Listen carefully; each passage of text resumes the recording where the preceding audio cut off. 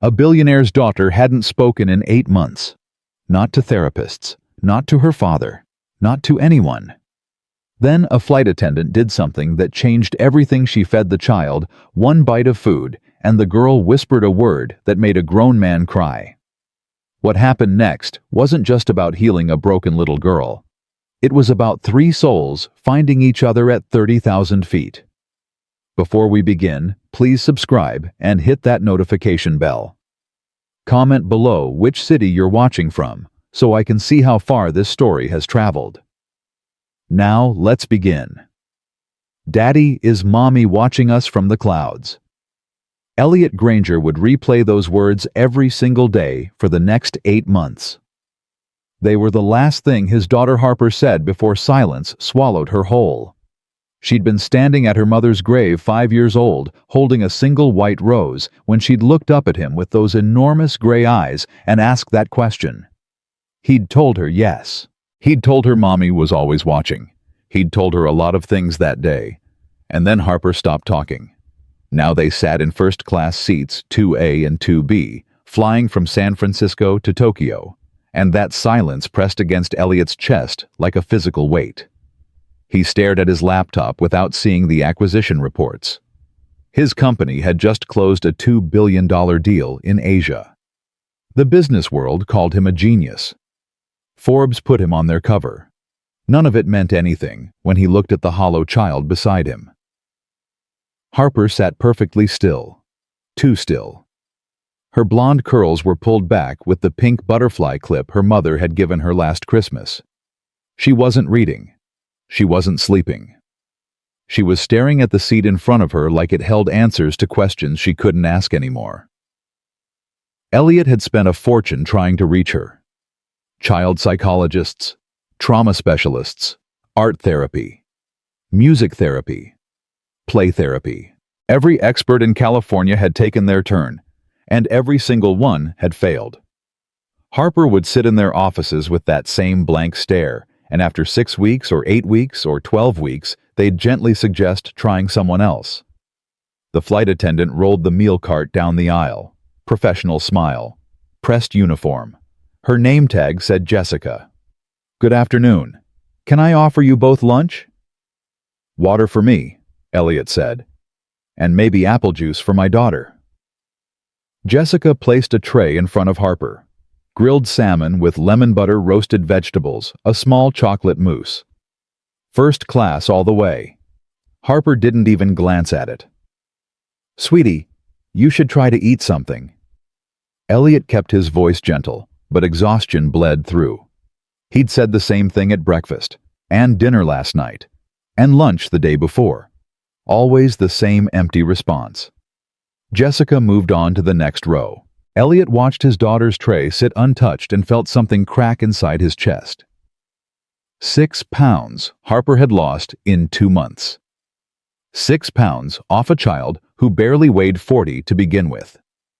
Her pediatrician had started using words like intervention and feeding tube, and Elliot wanted to scream every time he heard them. An hour passed. Then another. The salmon grew cold. The vegetables wilted. The chocolate mousse sweated in its little cup. Elliot pretended to work while really just watching his daughter breathe, counting each breath like proof she was still there. That's when everything changed. A different flight attendant appeared at their row. Younger than Jessica, maybe late 20s, with dark hair pulled into a neat bun and warm brown eyes that actually seemed to see people instead of just passengers. Her name tag read Alina Torres, and there was something about the way she moved that made Elliot look up from his laptop. She stopped at their row, looked at Harper's untouched tray, then looked at Harper, really looked at her. Her eyes narrowed slightly, and Elliot recognized that expression.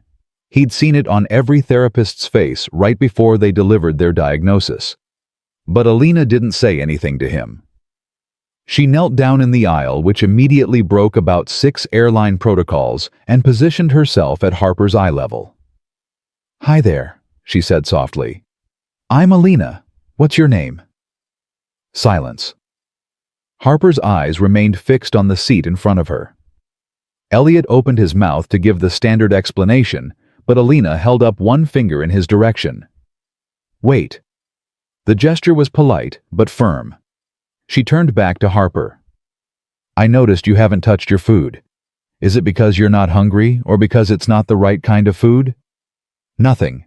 Not even a flicker of recognition. Because if it's not the right food, Alina continued, her voice dropping to almost a whisper, I can fix that. I know where they hide the good stuff in the back. The chicken nuggets, the mac and cheese, even ice cream if you want breakfast for lunch. Harper's fingers twitched slightly in her lap, so subtle that Elliot almost missed it. But Alina saw. He watched her eyes track that tiny movement. Or maybe, Alina said even softer now, maybe you're just not hungry because eating makes you sad. Is that it? Elliot felt like someone had punched him in the throat.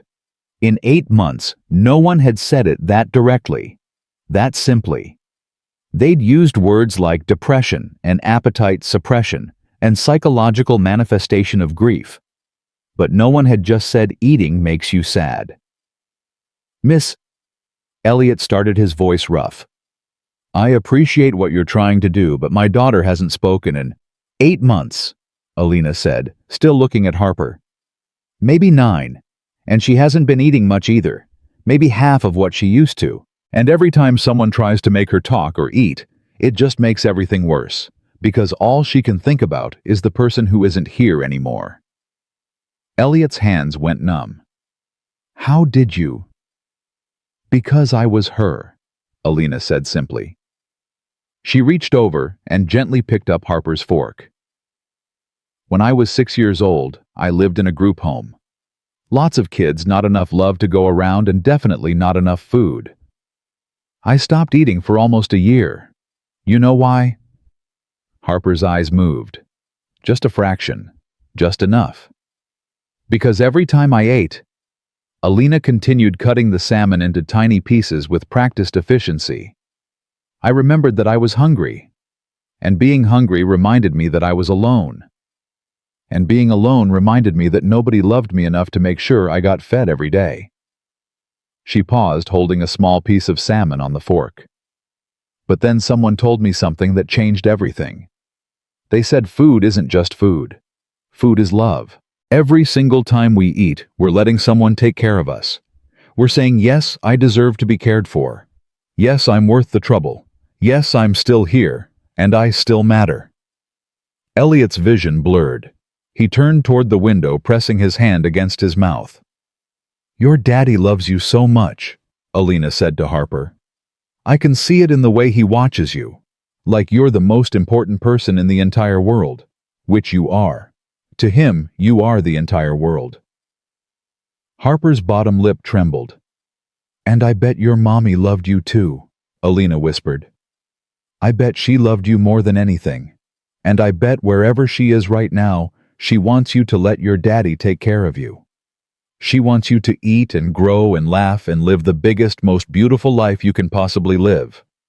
Alina held up the fork with its small piece of salmon.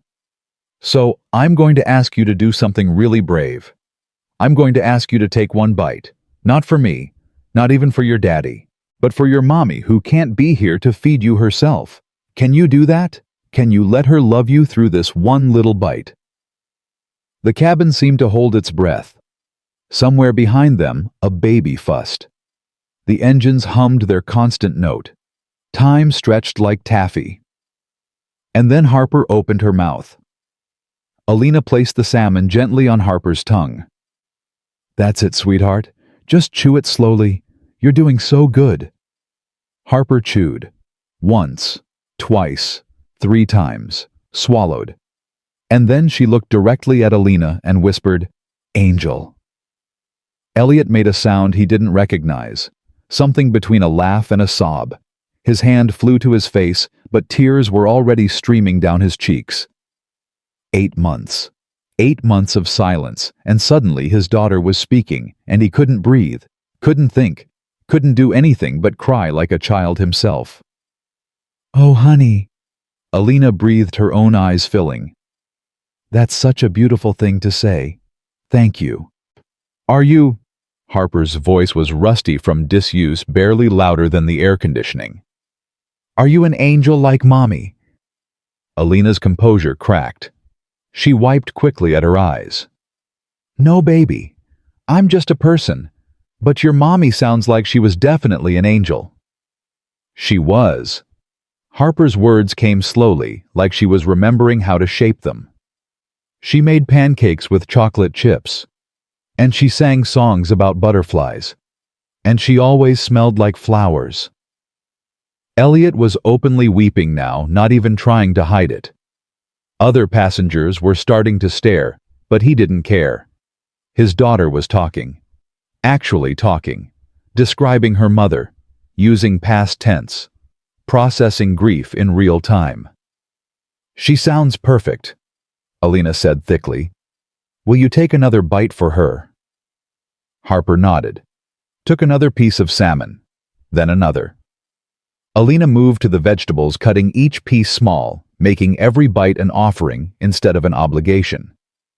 Harper ate half the plate, more than she'd eaten in weeks, maybe months. An older woman across the aisle leaned forward. She was maybe 70, elegant, in a way that spoke of old money and good breeding. She'd been watching the whole interaction with sharp eyes. "Young lady," she said to Alina, "do you have any idea what you just did?" Alina looked startled. "I just helped her eat, ma'am." "No," the woman said firmly. "You just performed a miracle. I've been watching this child for 2 hours, and I've been watching her father break his heart trying to reach her. What you did was extraordinary. I really just—" "Don't diminish it," the woman interrupted. "I raised 4 children and buried a husband. I know what grief looks like. I know what healing looks like too. And what you just did was help that little girl take her first step toward healing." Alina's face flushed. "Thank you, but I need to get back to work." "Wait." Harper's hand shot out and grabbed Alina's wrist. "Please don't go." The fear in those 2 words was visceral, raw. The fear that everyone who mattered would eventually disappear. "Oh, sweetie," Alina said gently, crouching back down. "I have to work. I have other passengers who need me. But I promise I'll come back and check on you, okay? I promise." "No." Harper's grip tightened. "Everyone always leaves. Mommy left. Daddy's always in meetings. Everyone leaves." Elliot felt like someone had reached into his chest and squeezed his heart. He'd been so focused on keeping his business running, on maintaining some sense of normalcy, that he hadn't realized how abandoned Harper felt. How alone. "Harper," he said, his voice wrecked. "I'm right here, baby. I'm not leaving." "But you're not really here," Harper said, and the simple truth of it was devastating. "You're always on your computer or your phone. You're here, but you're not here." The elderly woman across the aisle made a soft sound of sympathy. Alina looked between father and daughter, clearly torn between professional obligations and human compassion. "Mr. Granger," Alina said carefully, "I really do need to finish the meal service. But after that, if you'd like, I can sit with Harper for a little while. Would that be okay?" "Yes," Elliot said immediately. Then to Harper, "Would you like that, sweetheart? Would you like Miss Alina to come back?" Harper nodded, not letting go of Alina's wrist. "Okay," Alina said softly. "Then I'll be back in 30 minutes. I promise. Cross my heart." She made an X over her chest with her free hand. "You have to really promise," Harper insisted. "Not like when Mommy promised she'd be okay." The air left Elliot's lungs. Caroline had promised. The night before she died, she'd promised Harper she'd be fine after the surgery. It was supposed to be routine, a simple procedure, nothing to worry about. And then there was a complication and an infection, and suddenly Caroline was gone, and her last words to their daughter had been a promise she couldn't keep. Alina's face showed she understood the weight of what Harper was asking. "I promise," she said firmly, "and I don't make promises I can't keep. 30 minutes. I'll be right back here." She gently extracted her wrist from Harper's grip and stood up. As she walked away with her cart, Elliot saw her wipe her eyes. The elderly woman leaned over again. "That young woman is special," she said quietly. "Don't let her go." "She's just being kind," Elliot said. "No," the woman corrected. "She's being exactly what your daughter needs. There's a difference." She paused, studying him with shrewd eyes. "And maybe what you need too, if you're smart enough to see it. I just met her 20 minutes ago. My husband proposed to me after knowing me for 3 hours," the woman said with a slight smile. "When you know, and your daughter already knows." Elliot looked at Harper, who was staring at the empty aisle where Alina had disappeared. His daughter was right. The woman was an angel, or close enough to one that it didn't matter. True to her word, Alina returned exactly 30 minutes later. She pulled over the jump seat and sat down across from Harper. "Hi again," she said. "I'm back just like I promised." "You came back," Harper said wonderingly, as if she'd half expected another broken promise. "I did. Now I brought you some dessert. Chocolate mousse. But I'll only give it to you if you tell me one thing about your mommy. Something that makes you smile when you think about it." Harper considered this. "She used to make up songs about everything. Like when we went to the grocery store, she'd sing about bananas and milk and eggs, and everyone would look at us, but she didn't care." Alina laughed. "She sounds like she was really fun. She was the best mommy in the whole world." "I believe that," Alina said, handing over the mousse. "And I bet she'd want you to eat chocolate mousse and remember how much she loved you." Harper took a small bite, then another. "Will you tell me about when you didn't eat?" Alina glanced at Elliot, who nodded. Whatever this woman wanted to share, he was grateful for it. "Well," Alina began settling into her seat. "I grew up in foster care. Do you know what that is?" Harper shook her head. "It means I didn't have a mommy or daddy to take care of me, so I lived with different families. Some were nice, some weren't. And in one house there were 7 other kids and not enough food for everyone. So I stopped eating because it hurt too much to be hungry all the time." "That's sad," Harper said quietly. "It was sad," Alina agreed. "But then I met a woman named Mrs. Chen. She ran a different foster home and she noticed I wasn't eating. So you know what she did?" "What?" "She made me help her cook dinner every single night. She said if I helped make the food, maybe I'd want to eat it. And she was right. Because when I helped make spaghetti or stir-fry or soup, it felt like love. Like I was part of something. Like I mattered." "Did you stay with her?" Harper asked. "For 3 years," Alina said. "Until I was old enough to go to college. She saved my life, Harper, just by feeding me and making me feel like I belonged." "I wish I could meet her." "Me too, sweetie. She passed away last year." "Oh." Harper processed this. "So you know what it feels like, when someone you love goes away." "Yeah," Alina said softly. "I do. And I know it feels like you'll never be okay again. But I promise you will. It just takes time. And it takes letting people help you." Harper set down her mousse cup. "Will you help me?" "I'll try," Alina said. "But I'm just a flight attendant, honey. I'm not a doctor or a therapist." "I don't want a doctor," Harper said. "They try to fix me like I'm broken, but I'm not broken. I'm just sad." Elliot's throat closed up. That's exactly what Harper was. Not broken, just sad. And for 8 months, everyone had treated her like a problem to solve instead of a child who needed to grieve. "You're right," Alina said. "You're not broken. You're just sad. And that's okay. It's okay to be sad when someone you love goes away." They talked for another hour, about everything and nothing. About Harper's favorite books and Alina's worst flights and what it's like to fly through clouds. Harper laughed twice. Actually laughed. The sound was rusty, but real, and every time it happened, Elliot felt his heart might explode from relief. When the plane finally began its descent into Tokyo, Alina stood up reluctantly. "I have to do the landing preparations," she said. But I'll see you when we get off the plane, okay? Okay, Harper said. Then softer. Thank you for coming back. Always, Alina said. And Elliot saw her blink back tears as she walked away. The landing was smooth. Passengers began gathering their things, filing toward the exits. Elliot helped Harper with her backpack, his mind already racing ahead to the conversation he needed to have with Alina before she disappeared into Tokyo forever. In the jet bridge, he turned to Harper. Wait here for just 1 second, okay?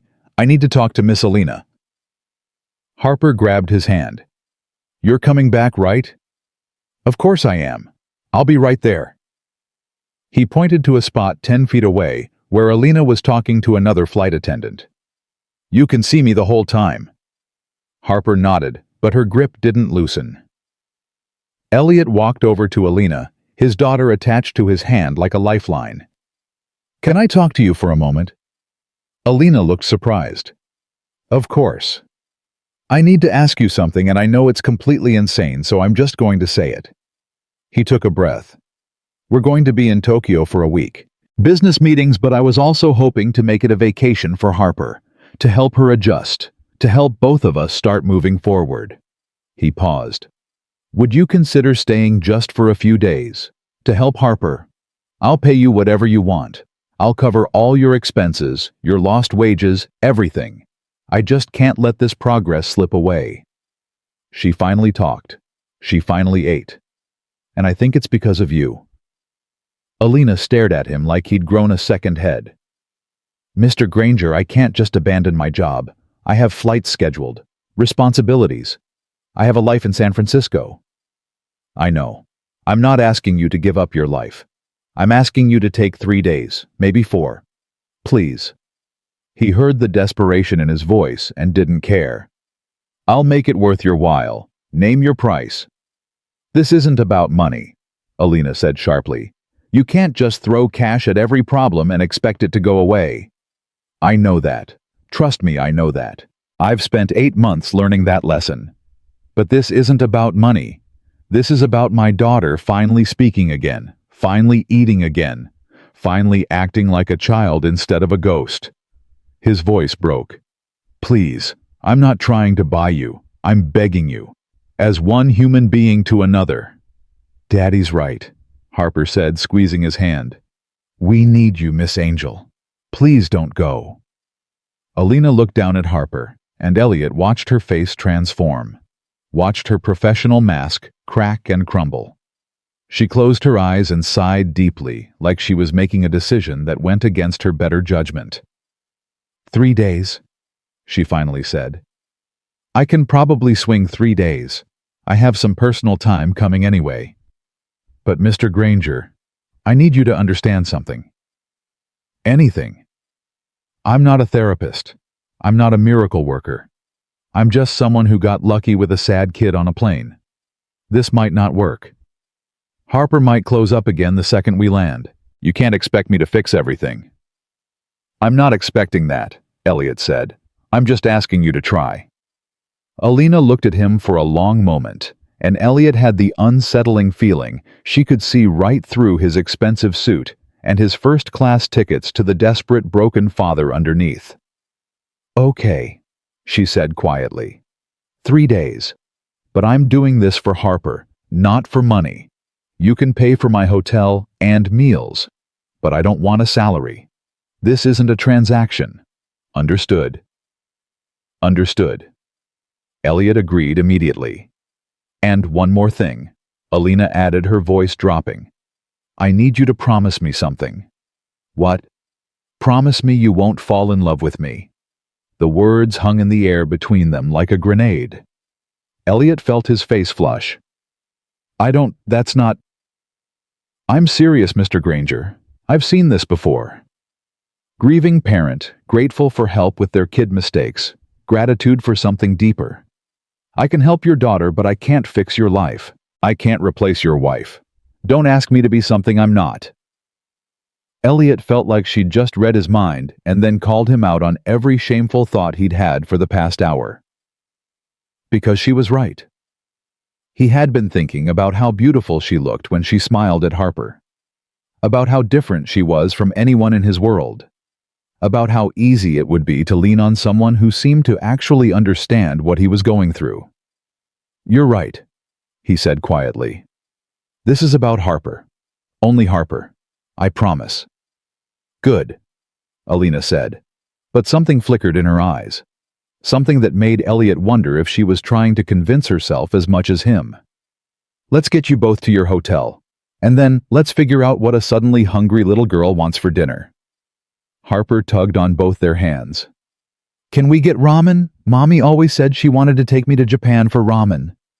Both adults looked at each other. Alina smiled, genuine and warm. "Ramen sounds perfect." As they walked through Narita Airport, Harper between them, holding both their hands, Elliot had a thought that was both exhilarating and terrifying. His life had just changed in a way he couldn't fully understand yet. 3 days in Tokyo with a stranger who'd somehow become essential to his daughter's healing in less than 4 hours. He had no idea what was coming. No idea that 3 days would become the most important 3 days of his life.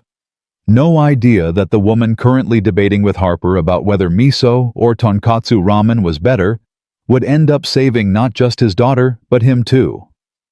All he knew was that for the first time in 8 months, Harper was talking, planning, excited about something. And that shift, that impossible, beautiful shift, was worth any risk. Even the risk of breaking the promise he'd just made. Especially that risk. Because as they stepped out into the humid Tokyo evening, Harper laughing at something Alina said about pandas and bamboo, Elliot realized something that scared him more than anything else.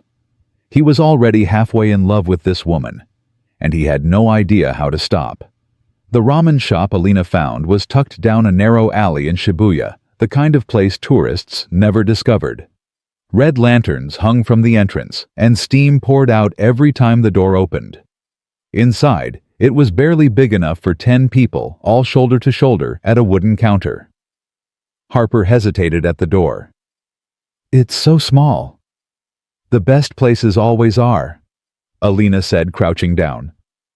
"Your mommy was right about wanting to bring you here. This is where real Tokyo happens." They squeezed onto 3 stools at the end of the counter. An elderly chef behind the bar nodded at them, his face deeply lined but kind. He said something in rapid Japanese, and Alina responded in what sounded like fluent Japanese, gesturing to Harper. "You speak Japanese?" Elliot asked, startled. "Survival skill from bouncing between foster homes," Alina said lightly. "I taught myself languages so I could talk to the other kids. Japanese, Spanish, a little Mandarin. Turns out it's useful for this job too." The chef set down 3 bowls of tonkotsu ramen, the broth creamy and rich, noodles perfectly coiled. Harper stared at hers like it might bite her. "Too much?" Alina asked gently. "Mommy said we'd sit exactly like this," Harper whispered. "Side by side, eating noodles." Elliot's chest tightened. He reached for his daughter, but Alina got there first, her hand covering Harper's small one. "Then let's do it exactly how she wanted," Alina said. "Let's make her dream come true, even if she can't be here to see it. Because I bet she can see it, Harper. I bet she's watching right now and she's so happy you're here." "You think so? I know so. Now watch me. You have to slurp the noodles. It's actually polite here. The louder the better." Alina demonstrated slurping her noodles with exaggerated enthusiasm. Harper giggled. Actually giggled. Then she picked up her chopsticks, awkward and uncertain, and tried a small bite. "It's good," she said, surprised. "Told you. Your mommy had excellent taste." They ate in comfortable silence for a while, the kind that didn't need filling. Elliot watched his daughter take bite after bite, watched color return to her cheeks, watched her eyes lose some of that haunted emptiness. Across from them, the chef smiled and said something else in Japanese. "What did he say?" Elliot asked. "He said your daughter has your wife's smile," Alina translated. "He can tell because sadness doesn't hide love. It just covers it for a while." Elliot's eyes burned. "Thank you," he said to the chef, even though the man probably didn't understand. But the chef nodded anyway. understanding crossing all language barriers. After dinner, they walked through Shibuya Crossing, that famous intersection where thousands of people flooded across the street all at once.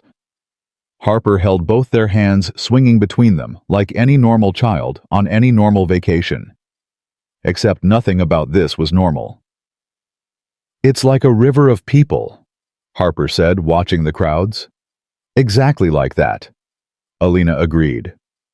"I used to come here when I had long layovers, just to watch, to remind myself that I'm part of something bigger than my own small problems." "What problems do you have?" Harper asked with the blunt curiosity of a child. "You seem happy." Alina's smile flickered. "Everyone has problems, sweetie. Mine just look different than yours. But that's a story for another time." "Tell me now," Harper insisted. "Please."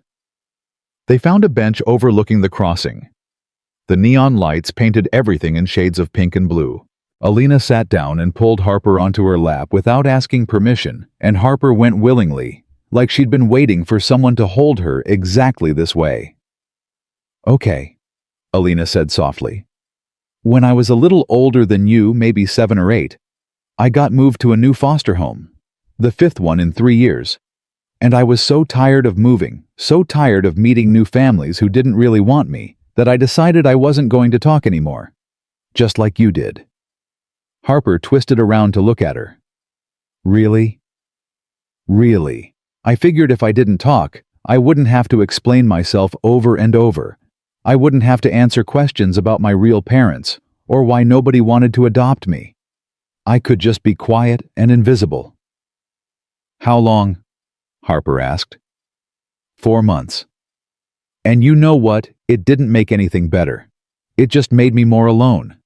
Because the people who actually wanted to help me couldn't reach me. I'd built this wall so high that nobody could climb over it." "What made you talk again?" "A music teacher at school," Alina said. "She noticed I wasn't speaking, and instead of forcing me or sending me to counselors, she just handed me a guitar. She said sometimes music says what words can't, so I learned to play. And one day after playing this really sad song, I looked at her and said thank you. Just those 2 words. But they opened everything back up." "Do you still play guitar?" Harper asked. "Every day. It's how I talk to myself when I don't have words." "Can you teach me?" "Absolutely. When we get back to the hotel, I'll show you some basic chords on my phone. There are apps for that now." Elliot watched this exchange, feeling like an outsider in his own daughter's healing. This woman he'd known for 6 hours was reaching parts of Harper he'd been trying to access for 8 months. It should have made him jealous. Instead, it made him grateful in a way that hurt. "We should get back," he said finally. "It's late and you both need sleep." At the hotel, a 5-star place in Roppongi, Elliot had booked adjoining rooms. His suite connected to a smaller room where Harper usually slept.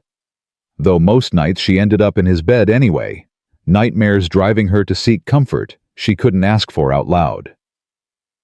"I got you a room on the same floor," Elliot told Alina as they rode the elevator up. "Room 1847, 2 doors down from ours." "That's really not necessary," Alina started. "It's already done. And before you argue, I need to know you're close in case Harper needs you. In case we need you." The elevator doors opened. They walked Harper to their suite, and she immediately grabbed Alina's hand. "Will you put me to bed?" Elliot felt that sting again. He'd been putting her to bed every night for 8 months, sitting with her through the silence, and now she wanted a stranger. But Alina caught his eye over Harper's head, and something in her expression said, "This isn't rejection, this is progress." "Only if it's okay with your dad," Alina said. "Of course," Elliot managed. He watched them disappear into Harper's room, heard the murmur of Alina's voice reading a story, heard his daughter's questions, and Alina's patient answers. 20 minutes later, Alina emerged, closing the door softly behind her. "She's asleep," Alina said. "Out like a light. I think the flight and the food and everything just hit her all at once." "Thank you," Elliot said, "for all of this, for agreeing to stay, for being whatever it is you are to her." I'm just someone who understands, Alina said. That's all. It's more than that. You gave me my daughter back. No, Alina corrected gently. Your daughter was always there. She was just hiding. All I did was show her it's safe to come out. They stood there in the suite's living room, the Tokyo skyline glittering through floor-to-ceiling windows. Elliot suddenly realized how close they were standing. Close enough to see the gold flecks in Alina's brown eyes. Close enough to smell her perfume, something light and clean. I should go, Alina said, but she didn't move. You should. Elliot agreed, not moving either. Mr. Granger. Elliot, please, after everything today, I think we're past formalities. Elliot, she said, and his name and her voice did something to his chest. We need to keep this professional, for Harper's sake. I know. Do you? Because I meant what I said on the plane. I can't be your grief counselor or your rebound or whatever it is you think you might need. I'm here for Harper. That's the only reason I stayed. I understand, Elliot said, even though part of him wanted to argue that maybe, just maybe, she'd stayed for more than his daughter. 3 days, professional, for Harper. Exactly. But she still wasn't moving, and neither was he. The moment stretched. Elliot found himself wondering what would happen if he just leaned forward 6 inches. If he just closed that gap and kissed her the way he'd been thinking about kissing her since she'd knelt in the airplane aisle. Would she pull away? Would she kiss him back? Alina stepped back first. Good night, Elliot. Good night.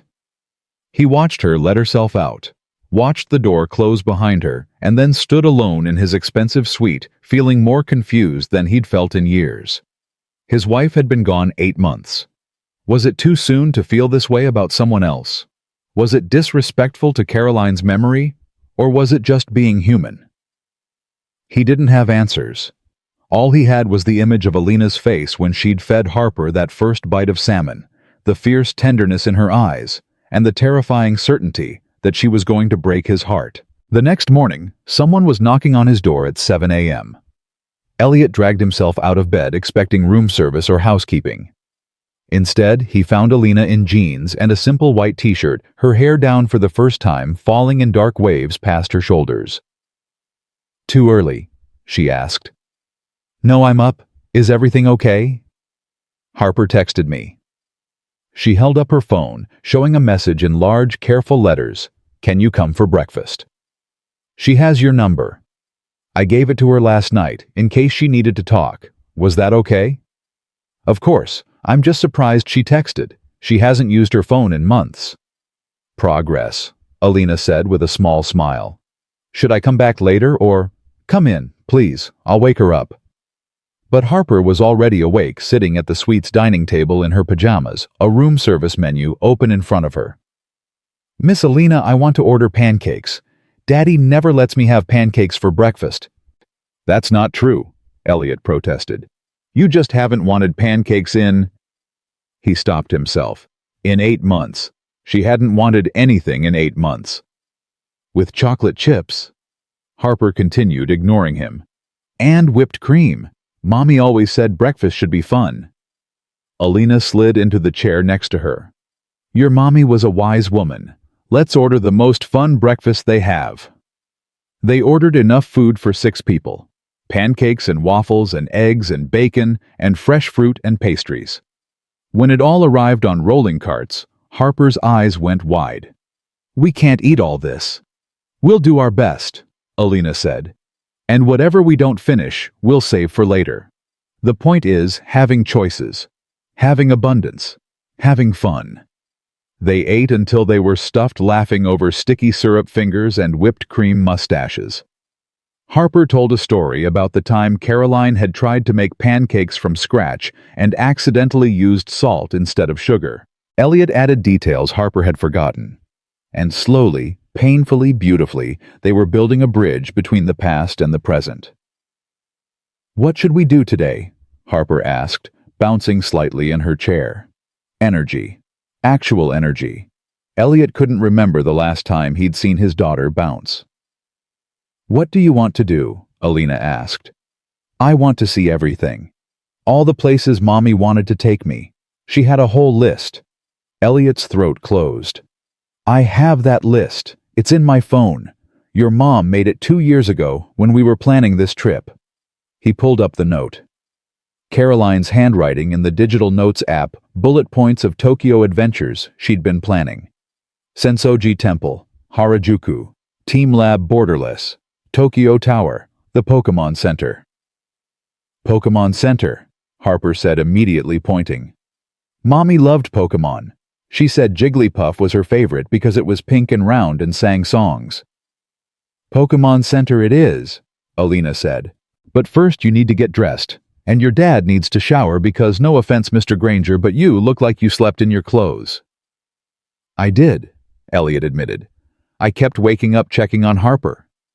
Well, today you don't have to do that alone, Alina said. Today you have backup. Something in Elliot's chest eased. Backup. He'd been doing this alone for so long, he'd forgotten what it felt like to have someone share the load. The Pokemon Center in Shibuya was chaos. Hundreds of tourists cramming into a space designed for dozens, all grabbing for plushies and trading cards and elaborate figurines. Harper grabbed Alina's hand, immediately overwhelmed. Too many people, Alina asked. It's loud. Want to leave? No, Mommy would want me to be brave. Okay, then we'll be brave together.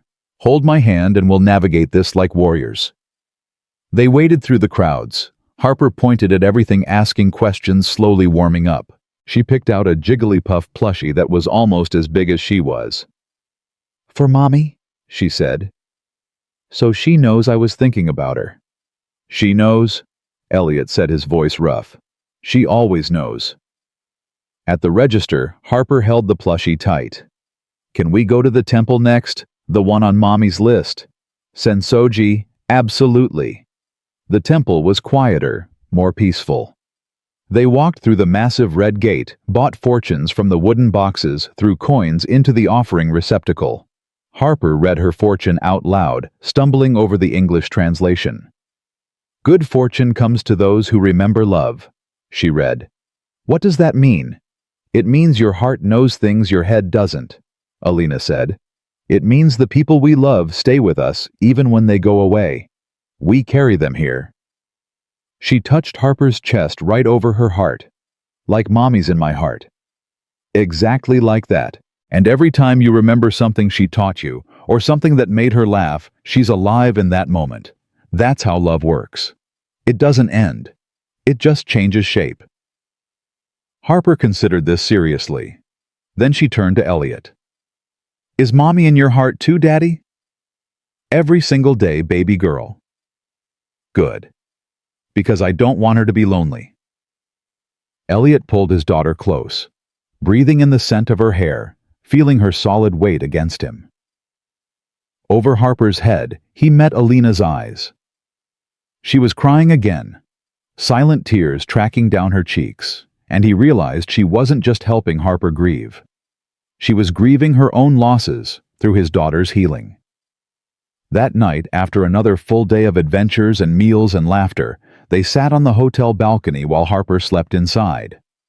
Tokyo spread out below them, endless lights in the darkness. Elliot had opened a bottle of sake from the minibar, and they passed it back and forth in comfortable silence. Can I ask you something personal? Elliot finally said. You can ask. I might not answer. Why did you really agree to stay 3 days away from your life helping a stranger's kid?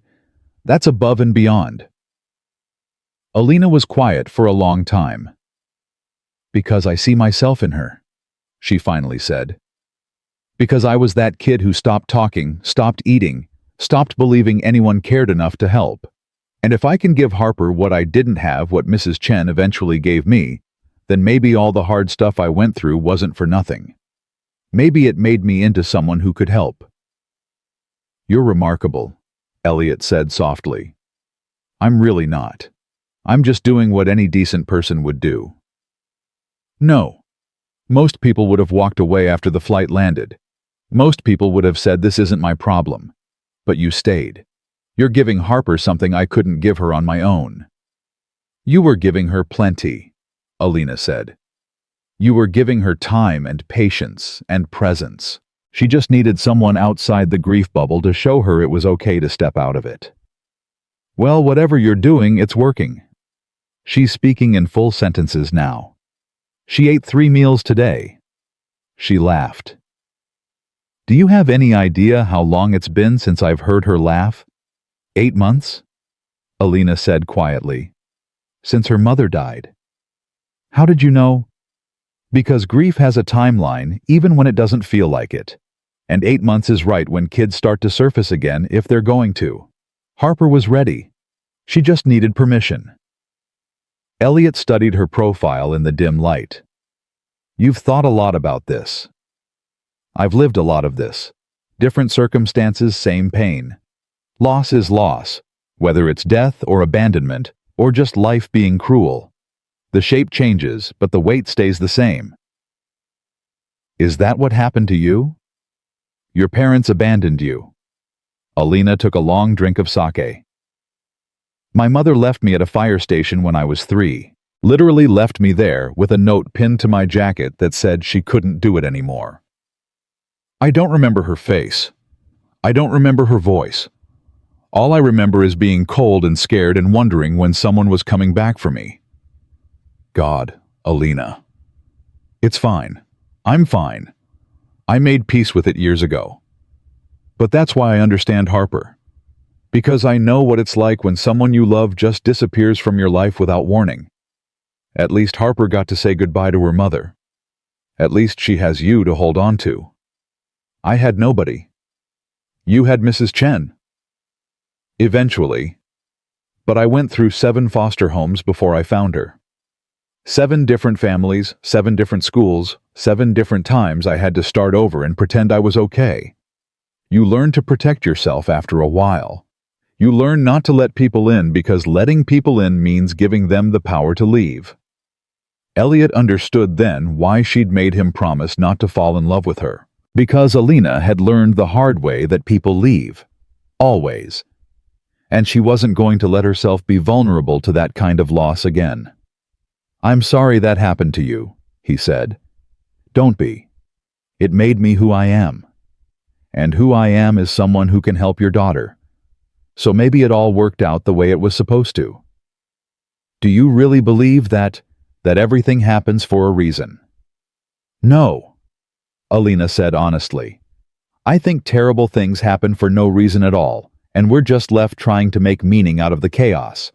But I also think we can choose what we do with the terrible things. We can let them break us, or we can let them make us into people who help others. Which did you choose? Both. I broke, and then I rebuilt myself into someone who could help. It's not one or the other, Elliot. It's all of it at once, all the time. They sat in silence, passing the sake back and forth. Elliot wanted to reach for her hand, wanted to pull her close and tell her she didn't have to be strong all the time, that she could let him in. But he'd made a promise. Professional. For Harper. Thank you, he said instead, for trusting me with your story. Thank you for listening without trying to fix it, Alina said. Most people hear I was in foster care, and they immediately want to rescue me or pity me or make it about them somehow. You just listened. That's because you don't need rescuing. You already rescued yourself. Alina smiled, small and sad. Maybe. Or maybe I'm still figuring out how. Inside the suite, Harper called out in her sleep. Just one word. Mommy. Both adults tensed, waiting. But Harper didn't call out again, and after a moment, her breathing evened back into sleep. She still dreams about her, Elliot said quietly. She probably always will. But eventually, the dreams will be sweet instead of sad. Eventually, she'll dream about pancakes and Pokemon instead of goodbyes. How do you know? Because I dream about Mrs. Chen now instead of my mother.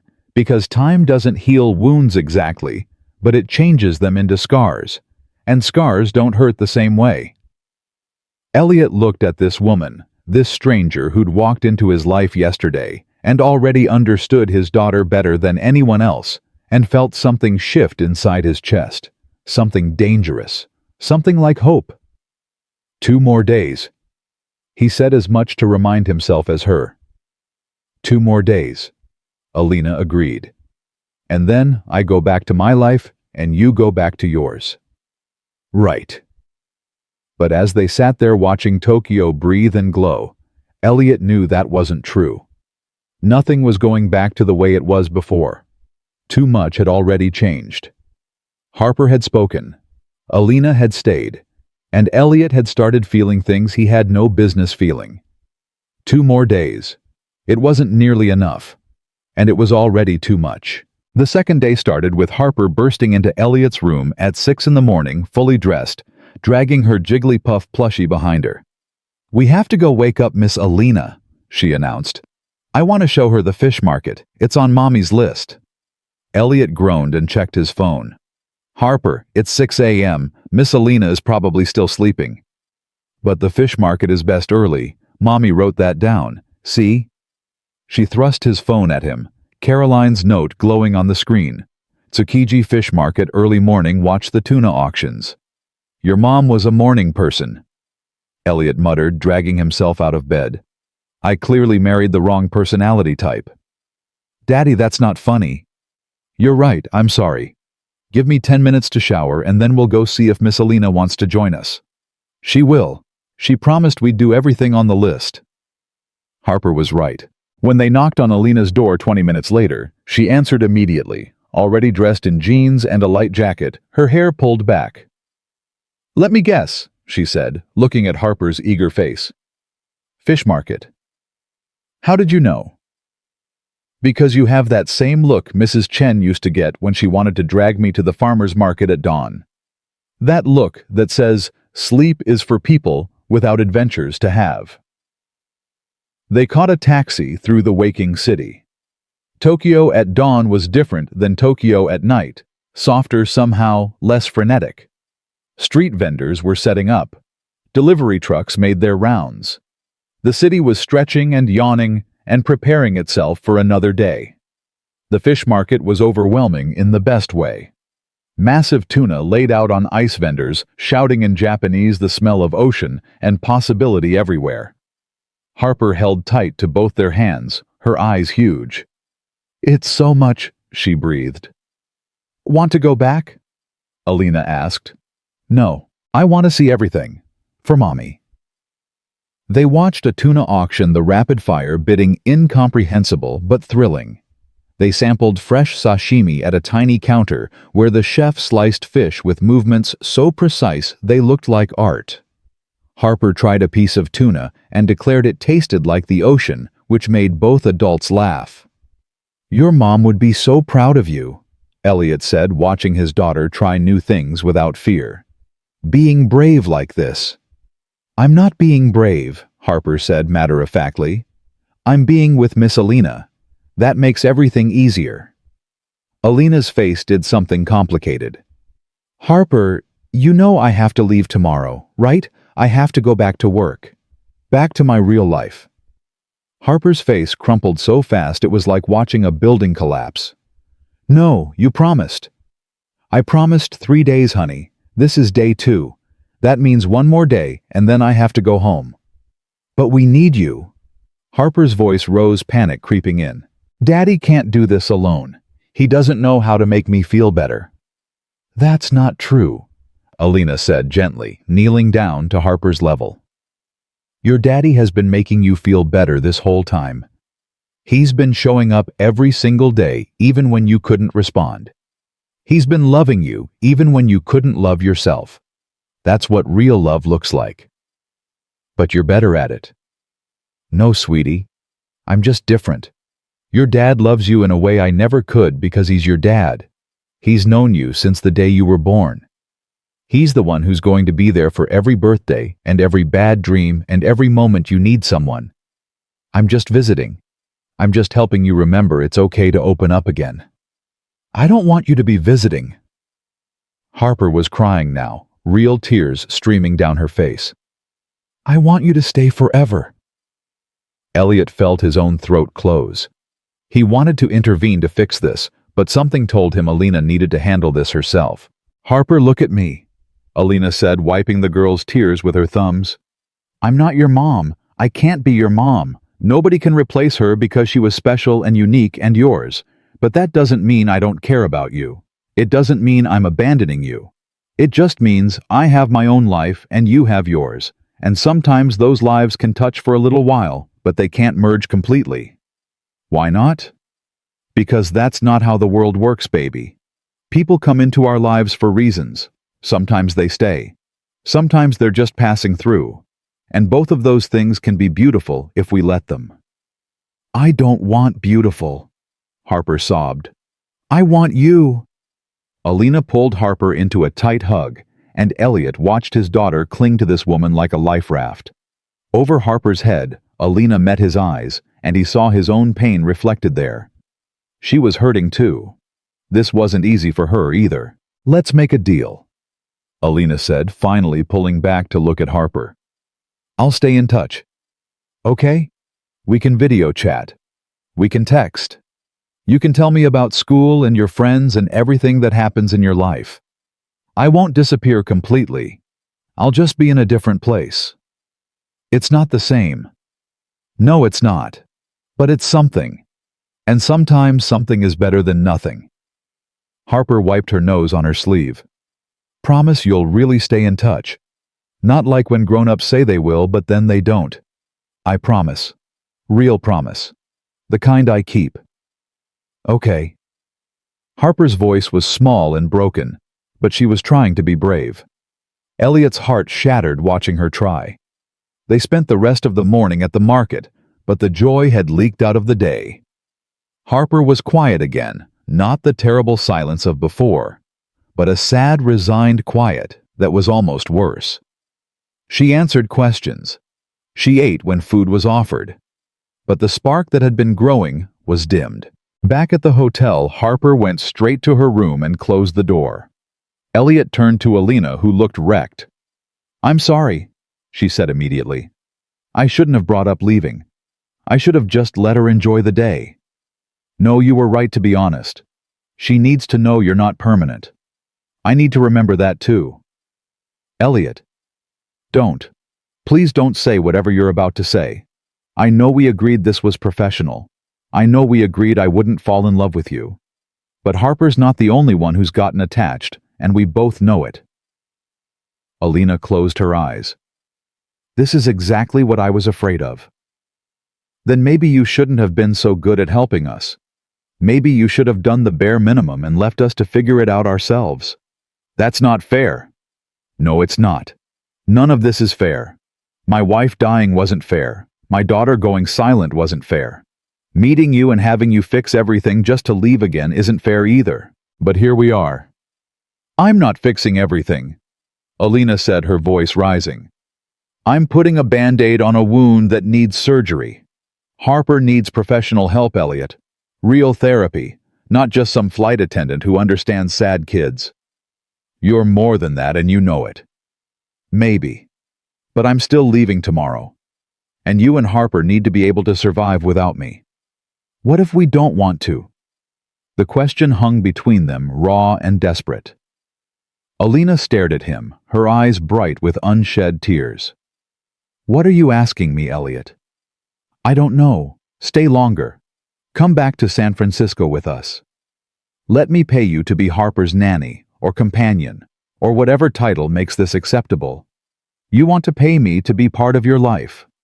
"That came out wrong. I just meant—" "I know what you meant. You want to keep me around like a pet therapist. Someone who makes your daughter happy but doesn't require any real emotional investment from you." "That's not what I said." "It's what you meant. And the answer is no. I'm not for sale, Elliot. My time, my care, my presence, none of it is something you can buy. I stayed these 3 days as a favor, not as a transaction. And tomorrow, I'm going home." "Fine." Elliot's voice was cold now, hurt hardening into anger. "Go home. Leave. Do what everyone else does.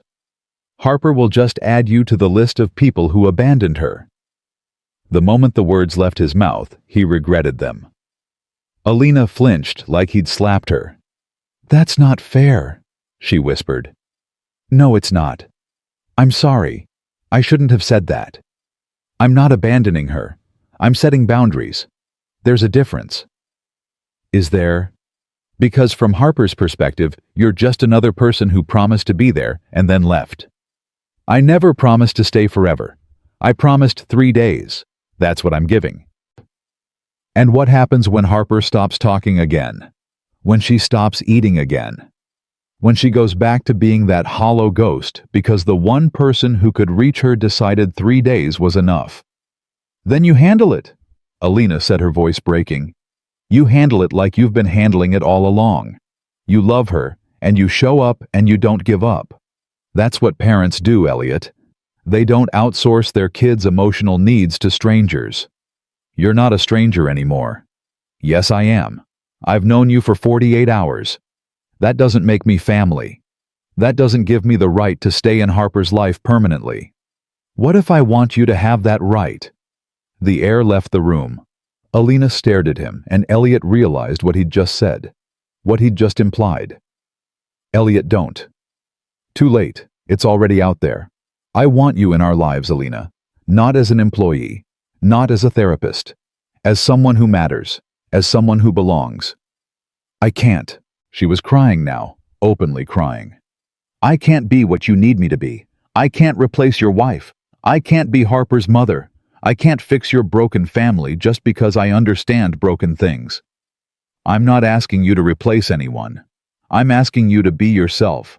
That's all Harper needs. That's all I need. You don't even know me. I know enough. I know you're kind and patient, and you see people for who they really are. I know you make my daughter laugh. I know you make me feel less alone for the first time in 8 months. That's enough. It's not enough. It's gratitude and grief and desperation all mixed up into something that feels like love, but isn't. How do you know it isn't love? Because love takes time. Love takes knowing someone through good days and bad days and boring regular days. Love isn't built in a crisis, Elliot. It's built in the quiet moments between crises. Then give us those quiet moments. Stay longer. Let us have boring regular days together. Let us figure out if this is real, or if it's just what you think it is. Alina shook her head, backing toward the door. I can't. I'm sorry, but I can't. Tomorrow morning I'm going to the airport, and you and Harper are going to continue your vacation, and we're all going to move on with our lives. Just like that. Just like that. And what about Harper? What do I tell her when she asks why you left? Tell her the truth. Tell her I cared about her very much, but I had to go back to my own life. Tell her it's not her fault. Tell her she's going to be okay. And if she's not okay, then you get her help. Real help. From people who are trained to deal with childhood grief and trauma. People who can be there consistently, not just for 3 days. Elliot felt something inside him break. You're really going. I have to.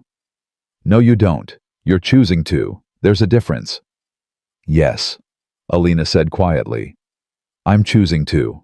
Because staying would hurt all of us more in the long run. Harper would get too attached. You would convince yourself I'm something I'm not.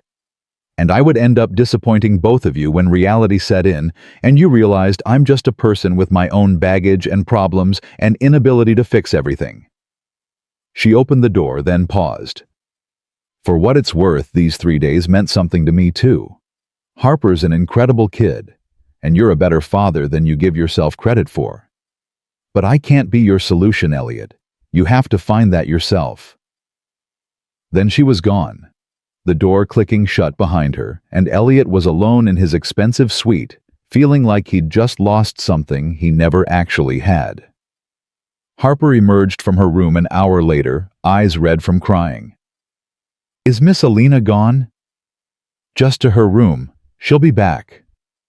For how long? Elliot couldn't lie to her. Until tomorrow morning. Then she goes back to San Francisco. And we never see her again. We'll stay in touch, she promised. Promises don't mean anything. Harper's voice was flat, emotionless. Mommy promised she'd come home from the hospital. Miss Alina promised she'd make everything better. Everyone promises, and then they leave. Harper, that's not fair to Miss Alina. She never promised to stay forever. She made me think she would. She made me think things could be okay again. But they can't. Nothing's okay. Nothing will ever be okay again. She turned and went back into her room, shutting the door firmly. Not a slam, which would have been emotional. Just a quiet final click that said she was done hoping. Elliot stood in the living room of his suite, staring at his phone. He could call the office, check on the Tokyo deal, bury himself in work the way he always did when feelings got too complicated. But what was the point? He'd come to Tokyo to help his daughter heal, and instead, he'd made everything worse by bringing in someone who made Harper hope again, only to take that hope away. His phone buzzed. A text from an unknown number. "I'm sorry about earlier. I shouldn't have said those things. You're doing everything right. Harper's going to be okay. Trust that." It was Alina. He stared at the message, his thumb hovering over the keyboard. Part of him wanted to text back something angry, something that would hurt her the way she'd hurt him. But what would that accomplish? Instead, he wrote, "Thank you for everything you've done. We'll be okay." The lie tasted bitter, but it was easier than the truth. That night, Harper refused dinner. She refused to leave her room. She refused to talk beyond one-word answers. Elliot sat on her bed, helpless, watching his daughter retreat back into herself. "Talk to me, baby girl. Please." "There's nothing to say." "There's always something to say. Tell me what you're feeling." "I'm feeling like everyone lies. Like everything good goes away. Like there's no point in trying anymore." "Harper, that's not true." "Yes, it is. Mommy went away. Miss Alina's going away. Eventually you'll go away too. Everyone goes away." "I'm not going anywhere. I promise you that." "You promised Mommy wouldn't die. But she did." Elliot felt like someone had reached into his chest and squeezed his heart until it burst. "You're right. I did promise that. And I was wrong. I couldn't keep that promise, and I'm sorry. But I can promise this: I will never leave you on purpose. I will be here for every day of your life that I possibly can. That's a promise I can actually keep." "What if you can't? What if something happens to you too?" "Then you'll still be okay. Because you're stronger than you think you are. These past 2 days proved that. You laughed. You ate. You tried new things. That wasn't Miss Alina making you do those things. That was you choosing to do them because she made you feel safe enough to try. And you can keep choosing that even when she's not here." "I don't want to choose anymore. Choosing hurts."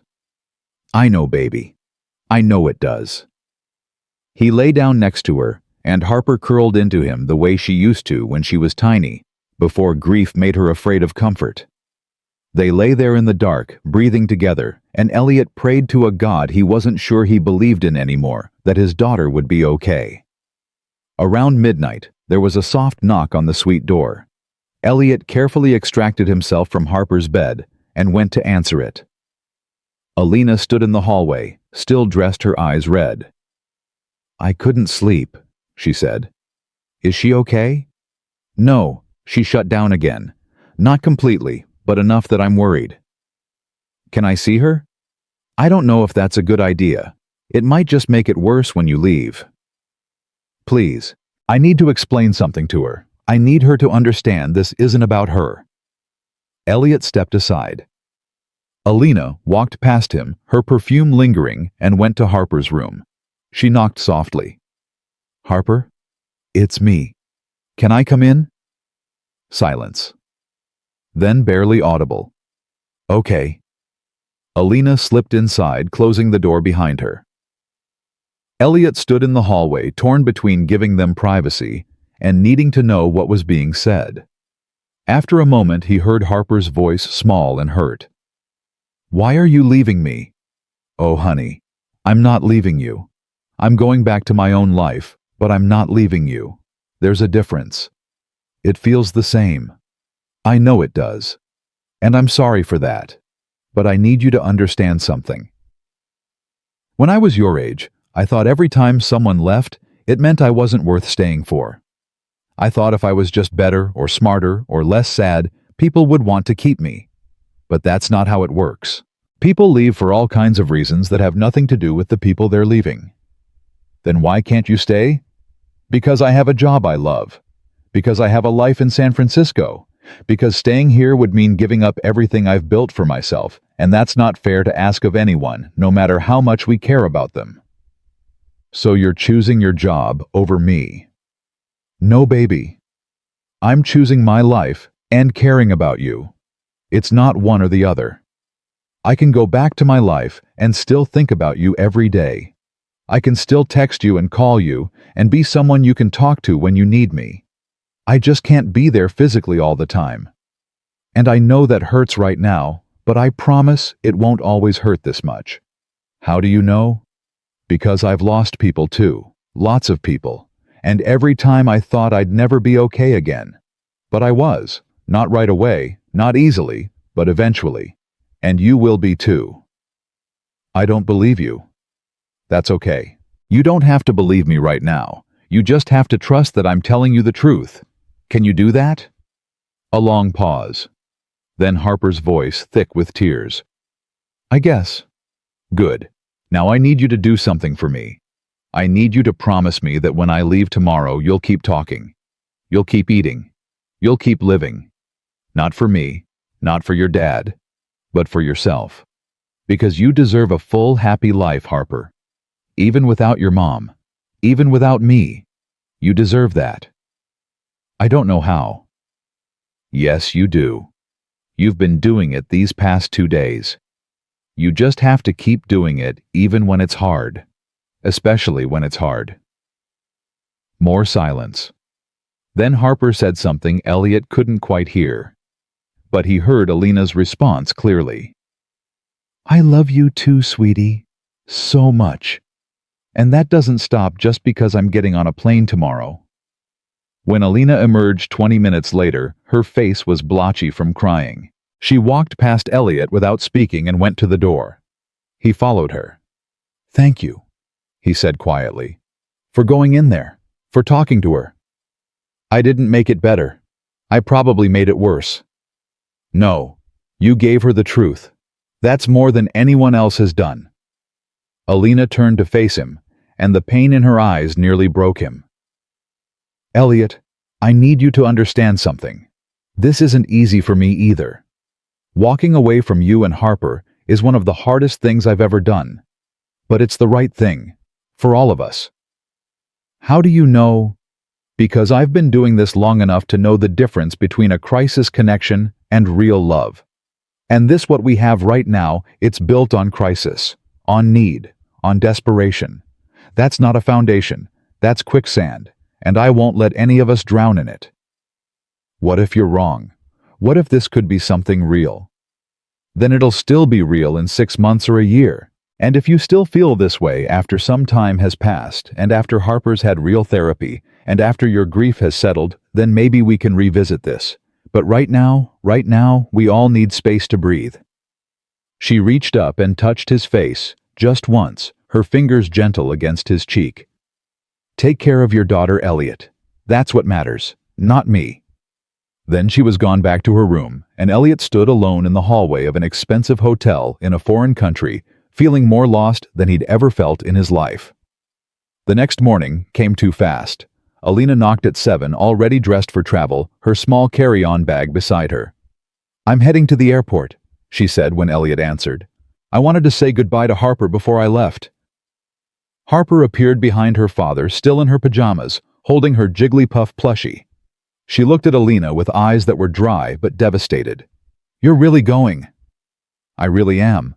But remember what we talked about last night. Remember your promise. I remember. Alina knelt down and pulled Harper into a hug. You're going to do amazing things, Harper Granger. You're going to live a big, beautiful life, and every time you do something brave, I want you to text me about it. Okay. Okay. Good girl. Alina stood up, wiping her eyes. She looked at Elliot. Thank you for trusting me with her. Thank you for saving us both. I didn't save anyone. I just reminded you both that you're worth saving. She picked up her bag, gave them one last look, and walked toward the elevator. Elliot and Harper stood in the doorway, watching her go. Right before she stepped into the elevator, Harper called out, "Miss Alina!" Alina turned. "I love you." Alina's face crumpled. "I love you too, baby. So much." Then the elevator doors closed, and she was gone. Harper looked up at her father. "Can we go home now? I don't want to be in Tokyo anymore." "Are you sure we still have 4 days left?" "I'm sure. I just want to go home." So they packed their bags and booked an earlier flight, and left Tokyo behind the city where Harper had learned to speak again, and Elliot had learned what it felt like to hope again, only to have that hope walk away. On the plane back to San Francisco, Harper didn't speak. She ate when food was offered, but mechanically without joy. She stared out the window at clouds that looked exactly like the clouds she'd asked about 8 months ago at her mother's grave. And Elliot wondered if bringing Alina into their lives had been the biggest mistake he'd ever made, or if letting her leave was. San Francisco welcomed them back with fog and silence. The house felt enormous and empty, every room echoing with Caroline's absence in a way it hadn't before Tokyo, before Alina, before hope had briefly made everything feel possible again. Harper went straight to her room and didn't come out for dinner. Elliot stood outside her door, hand raised to knock, but couldn't make himself do it. What would he say? That everything would be okay. He'd already proven that was a lie. Instead, he went to his office and stared at emails he couldn't bring himself to answer.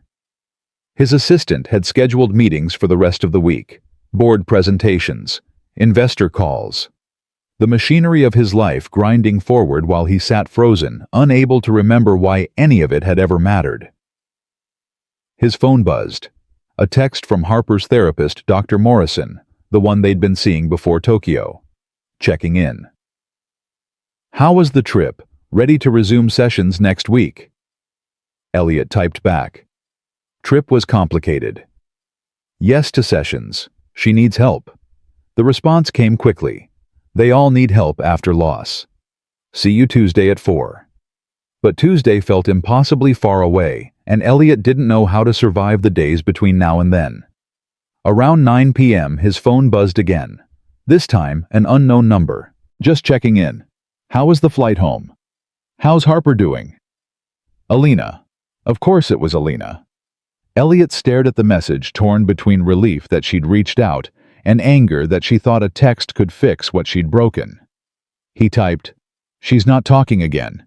Thanks for that." He deleted it. Typed, "We're fine. Don't worry about us." Deleted that too. Finally settled on, "She's struggling. We both are." The response took longer this time. "I'm sorry. I know it's hard right now. But it will get easier. Give her time." Time. Everyone kept talking about time like it was a cure, instead of just empty space where pain lived. He didn't respond.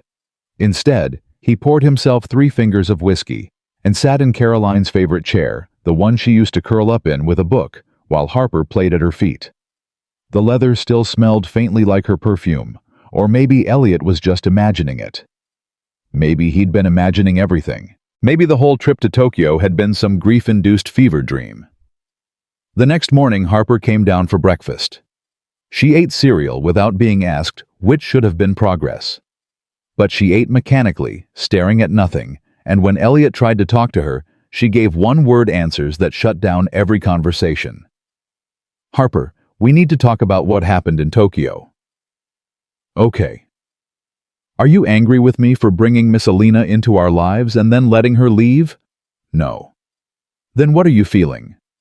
"Nothing." That word terrified him more than her silence ever had. Nothing meant she'd shut down completely. Nothing meant she'd stopped trying. "Baby girl, you were doing so good. You were talking and laughing and eating real meals. We can keep doing that even without Miss Alina. She showed us it was possible." "I don't want to anymore." "Don't want to what?"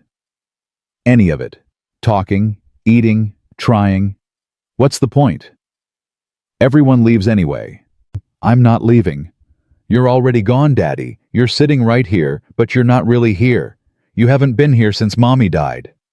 The accusation hit like a physical blow. "That's not fair, Harper. I've been trying my best." "Your best isn't enough." She pushed away her cereal bowl half full. "I'm going to my room." "Harper, wait." But she was already gone. Her footsteps light on the stairs, and Elliot was left alone in the kitchen of his mansion, feeling like the worst father in the world. He called Dr. Morrison's office and begged for an emergency appointment. The receptionist squeezed them in that afternoon. Dr. Morrison was a kind woman in her 50s, with gray hair and gentle eyes that had seen too much childhood trauma. She spent 30 minutes with Harper alone, then called Elliot in. "She's regressed," Dr. Morrison said without preamble. "Not as badly as before, but significantly. What happened in Tokyo?" Elliot explained everything. The flight, Alina, the 3 days of progress, the departure. Dr. Morrison listened without interrupting, her expression neutral. "So you brought in an unqualified stranger to bond with your grieving daughter, let Harper get emotionally attached, and then allowed that person to leave after 3 days. Do I have that right?" Elliot flinched. "When you say it like that, it sounds terrible." "It was terrible, Mr. Granger." "With all due respect, what were you thinking?" "I was thinking my daughter finally spoke, finally ate, finally seemed like herself again. I was desperate." Desperation makes people do thoughtless things. And now Harper has learned that opening up leads to abandonment, that trusting people leads to pain. "Do you understand how much harder my job just got? I'm sorry, I thought I was helping." "I'm sure you did. But helping means thinking long-term, not just grabbing at whatever makes things better in the moment." She paused, softening slightly. "That said, it's not entirely your fault. This Alina woman shouldn't have agreed to stay if she wasn't prepared to follow through. She tried to set boundaries. I pushed her to stay longer." "Of course you did. You're a man who solves problems by throwing money and resources at them. But you can't buy your way out of grief, Mr. Granger. Not yours, not Harper's. You have to walk through it the hard way."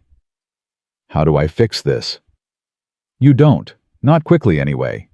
We go back to basics. Consistent therapy. Stable routine. No more dramatic interventions. Just steady, boring, reliable presence. Can you do that?"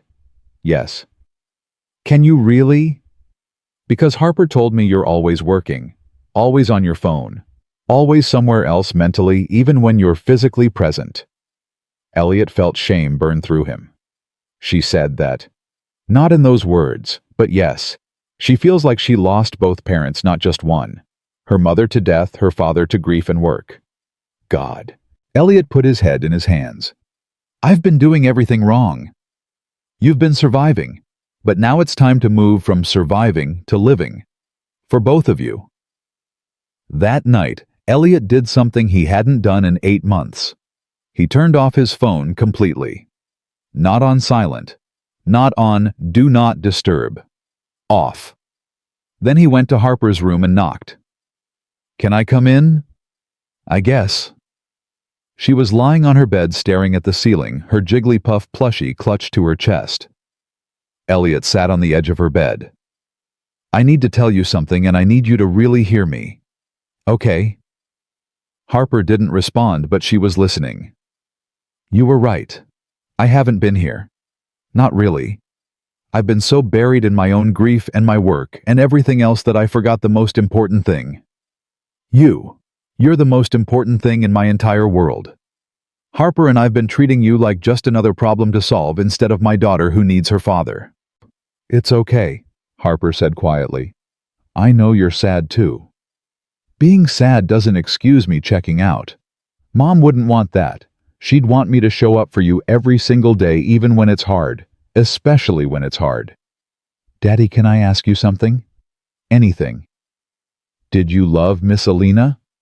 The question caught him completely off guard. "What? No. I mean, I barely knew her." "But you looked at her the way you used to look at Mommy, when you thought I wasn't watching, like she was the most important person in the room." Elliot's throat closed. "Harper, It's okay if you did. Mommy would want you to be happy. She told me that once when I asked what would happen if something bad happened to her. She said you'd be sad for a while, but then you'd find someone new to love, and that would be okay because love doesn't run out. You can love more than one person. Tears streamed down Elliot's face. When did she tell you that? The night before her surgery. She said it like she knew she wasn't coming back. Like she was giving me permission to let you love someone else. Baby girl, come here. Elliot pulled Harper into his arms, and they cried together, really cried for the first time since the funeral. All the grief they'd been holding separately came pouring out in one messy, necessary flood. I miss her so much, Harper sobbed. Every single day. Me too.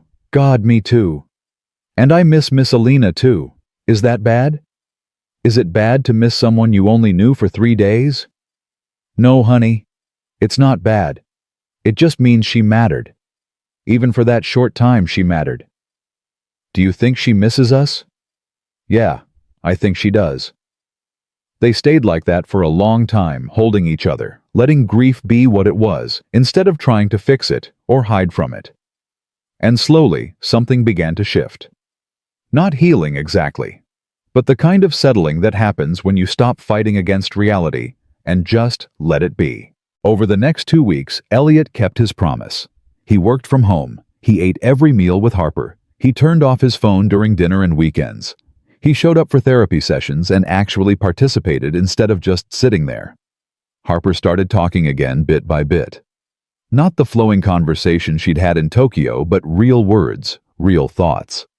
She told Dr. Morrison about her mother, about her feelings, about Miss Alina, and how confusing it was to care about someone you barely knew.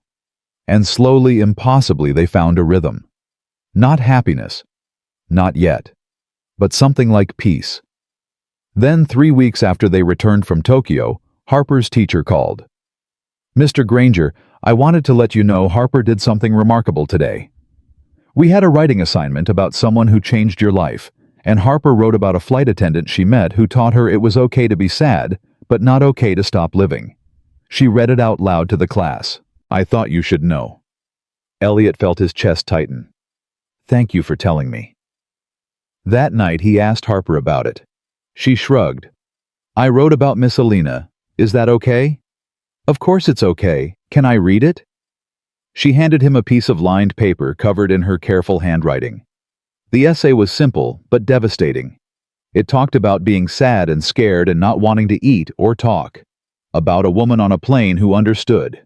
About learning that food is love, and silence is just another way of hurting yourself. About how 3 days can change everything, even if the person who changed you doesn't stay.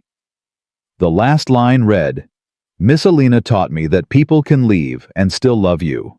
That's the most important thing I've ever learned. Elliot read it 3 times, tears blurring the words. Then he pulled out his phone and for the first time since they'd left Tokyo, he texted Alina. Harper wrote about you for school, about how you changed her life. I thought you should know. Thank you. For everything.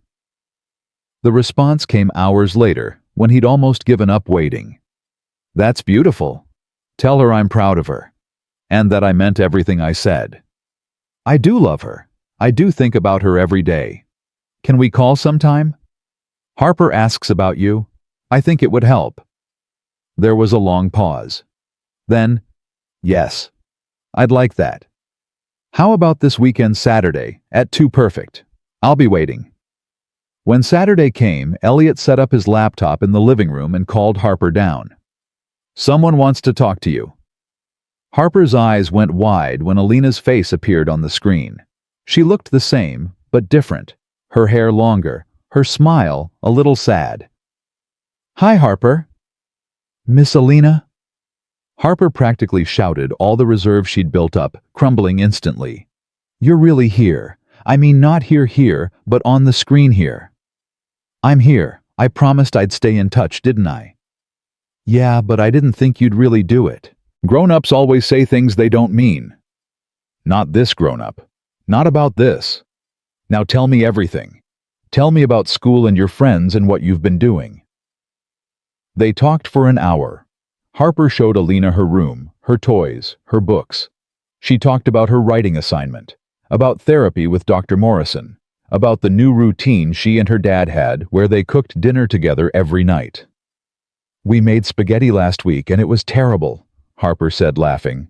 "Daddy forgot to put salt in the water so the noodles tasted like rubber bands." "That sounds like your daddy," Alina said, and when her eyes met Elliot's over the laptop, something passed between them. Something fragile, but real. After Harper went to bed that night, Elliot called Alina back on his phone. "Thank you for doing that," he said. "It meant the world to her." "It meant the world to me too. I've been thinking about her constantly, about both of you." Yeah. "How are you, Elliot?" "Really? Better. Not great, but better. We're figuring it out one day at a time. Dr. Morrison has us on a schedule. Therapy twice a week, regular meals, consistent bedtime, all the boring stuff that apparently works." "I'm glad. That's what I wanted for you. Stability, healing." "Were you right about us being a crisis connection, about it not being real?" Alina was quiet for a long moment. "I don't know anymore. I thought I was right. I thought once I got back to my normal life, the intensity would fade, and I'd realize it was just the situation making everything feel bigger than it was. But I can't stop thinking about you, about Harper, about what it felt like to be part of something even for 3 days.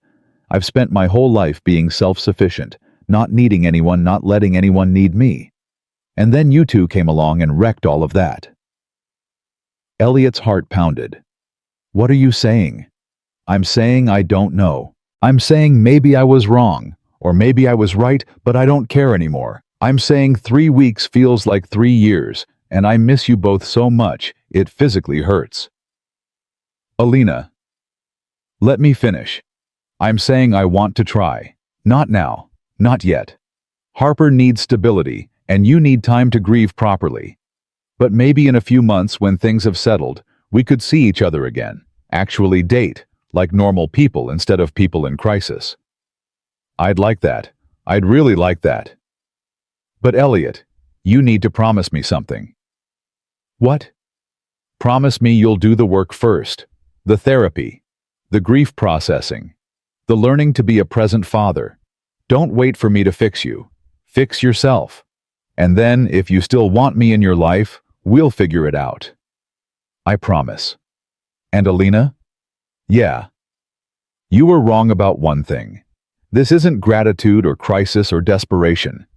I'm falling in love with you. Maybe I already have, and it's terrifying because it's only been 3 weeks, and I barely know you, and my wife has only been gone 8 months, but it's real. It's the realest thing I've felt since Caroline died." Silence. Then Alina's voice thick with tears. "I'm falling in love with you too. And you're right. It's terrifying." "So what do we do?" "We wait. We work on ourselves. We video call with Harper every week. We text. We stay in each other's lives, but we don't rush anything. And in 6 months, if we both still feel this way, we figure out what comes next." 6 months. 6 months. Can you do that? "For you. For us. Yeah, I can do that." They talked for another hour about everything and nothing. About Alina's flights and Elliot's work and Harper's progress. About Caroline and Mrs. Chen and all the people they'd loved and lost. About fear and hope, and the terrifying possibility that maybe, just maybe, they'd found something worth fighting for. The months that followed were hard, but good. Harper continued therapy and slowly came back to life. She made friends at school. She joined an art class.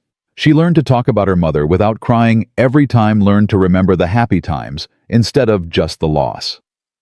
Elliot scaled back his work schedule permanently. He promoted someone to handle the day-to-day operations and focused on being a father first, businessman second. He went to his own therapy. He processed his grief. He learned to live with Caroline's absence instead of running from it. And every Saturday at 2 p.m., they video called with Alina. Sometimes for 30 minutes, sometimes for hours. Harper would tell her about school and show her drawings. Elliot would update her on their progress.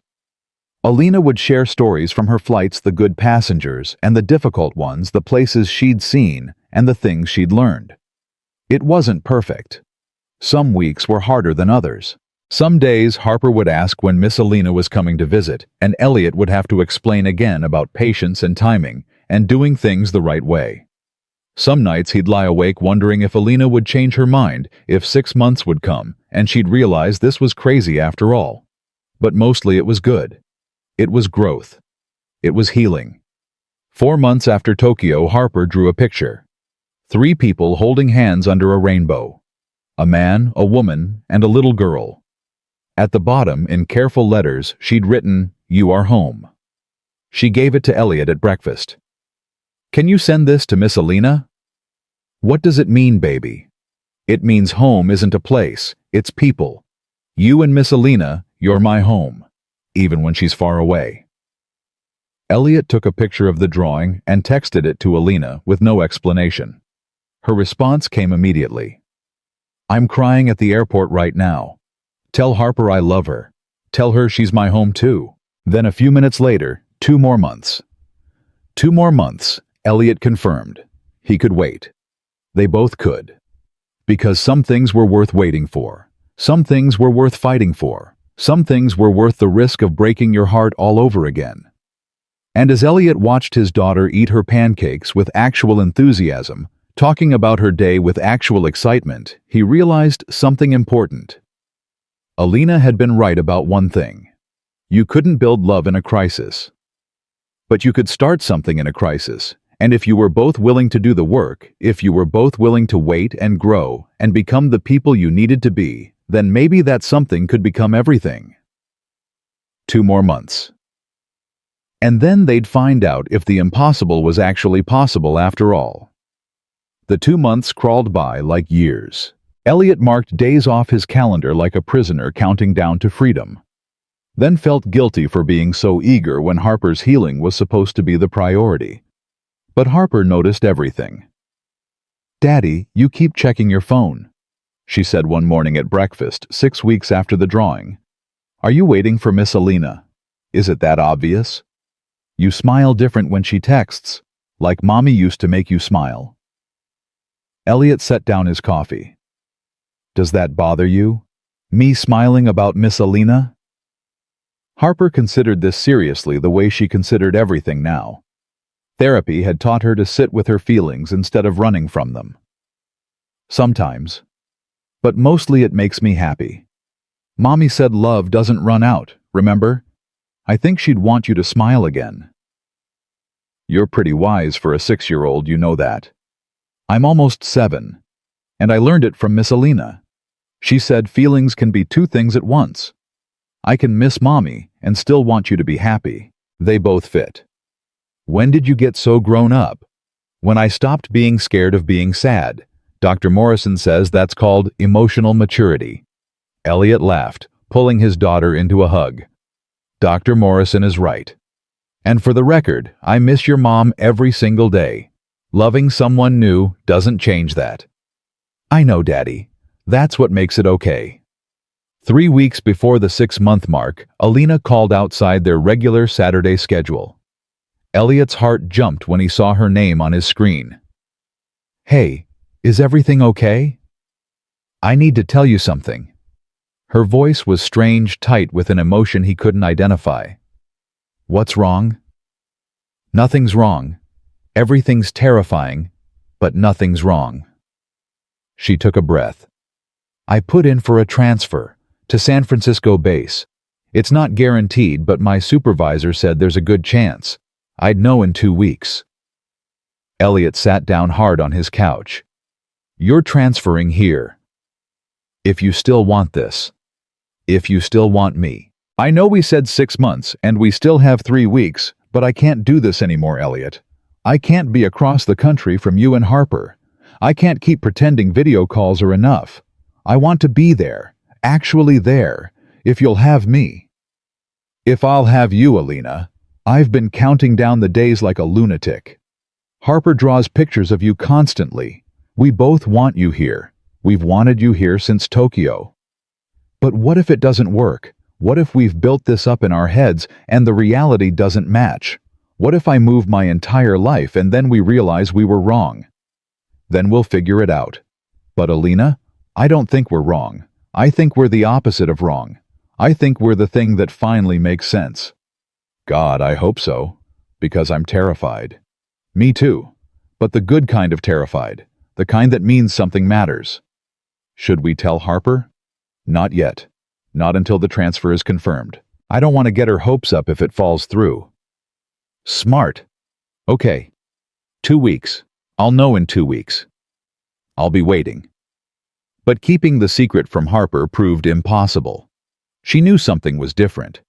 She kept asking why Elliot was so distracted, why he smiled at his phone so much, why he seemed nervous and excited all at once.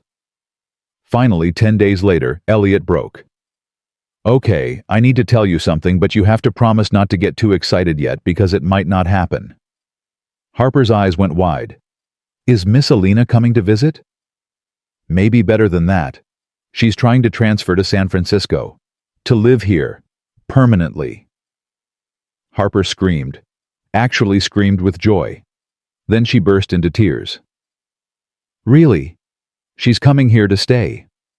Maybe. Probably. But we won't know for sure until next week, so we have to be patient and not get too ahead of ourselves. I can't be patient. This is the best news ever. Better than Christmas. Better than birthdays. Better than everything. She ran around the house, literally bouncing off furniture with excitement. Elliot watched his daughter be fully, completely, unself-consciously happy for the first time in almost a year, and felt his own throat close with emotion. That night, Harper couldn't sleep. She came into Elliot's room at midnight, clutching her Jigglypuff plushie. Daddy, I'm scared. Of what, baby? What if she comes here and then leaves again? What if I love her too much, and then she decides she doesn't want to be our family? Elliot pulled back his covers and Harper climbed in beside him like she used to when she was tiny. That's a really valid fear, and I can't promise you it won't happen because life doesn't come with guarantees. But I can tell you this, Miss Alina is choosing us. She's moving her entire life to be close to us. That's not something people do unless they're serious. But what if she meets us every day and decides she doesn't like us anymore? Video calls are different than real life. You're right. They are different. But Harper, we're not pretending to be perfect people on those calls. We're being ourselves. The messy, complicated, still grieving versions of ourselves. And Alina loves us anyway.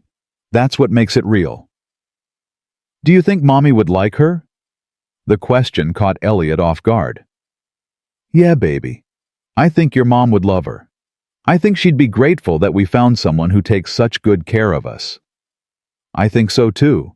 Mommy always said the most important thing was being kind. And Miss Alina is the kindest person I know except for Mommy. That's high praise. It's true praise. Daddy, can I ask you something else?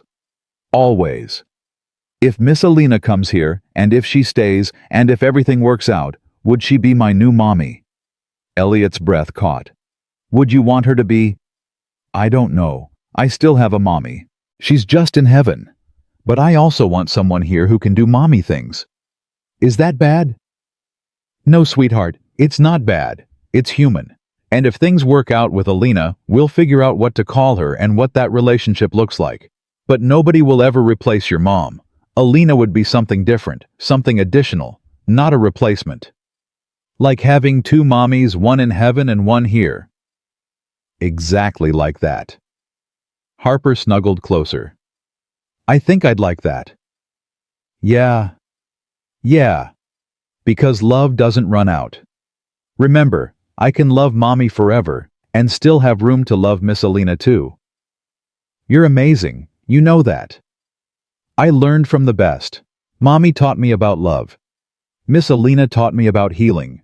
And you taught me about showing up even when it's hard. Elliot held his daughter and cried quiet tears into her hair. Somewhere he hoped Caroline could see this. Could see their daughter thriving. Could see him learning to live again. Could see that they were going to be okay. The call came on a Tuesday. Elliot was in a meeting when his phone buzzed with Alina's number. He immediately stood up. "I need to take this. 5 minutes." He stepped into the hallway, his heart hammering. "Tell me." "I got it." Alina's voice was shaking. "The transfer came through. I'm officially San Francisco-based starting next month." Elliot leaned against the wall, relief flooding through him so strongly his knees went weak. "You're really coming." "I'm really coming." "God, Elliot, I'm terrified. What if I'm making a huge mistake? What if we're rushing this? We've waited 6 months. We've done the work. We've been honest about everything. If this is rushing, I don't know what patience looks like." "You're right. You're right. I'm just panicking because it's real now. It's actually happening." "When do you get here?" "I have to give notice at my apartment, wrap up some things.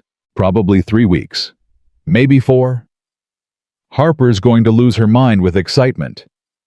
"How is she really?" "She's good. Really good. She's making friends at school. She joined the art club. She talks about Caroline without falling apart. She's healing Alina. We both are." "I'm so proud of you both. You did that. You and Harper and Dr. Morrison, not me. You started it.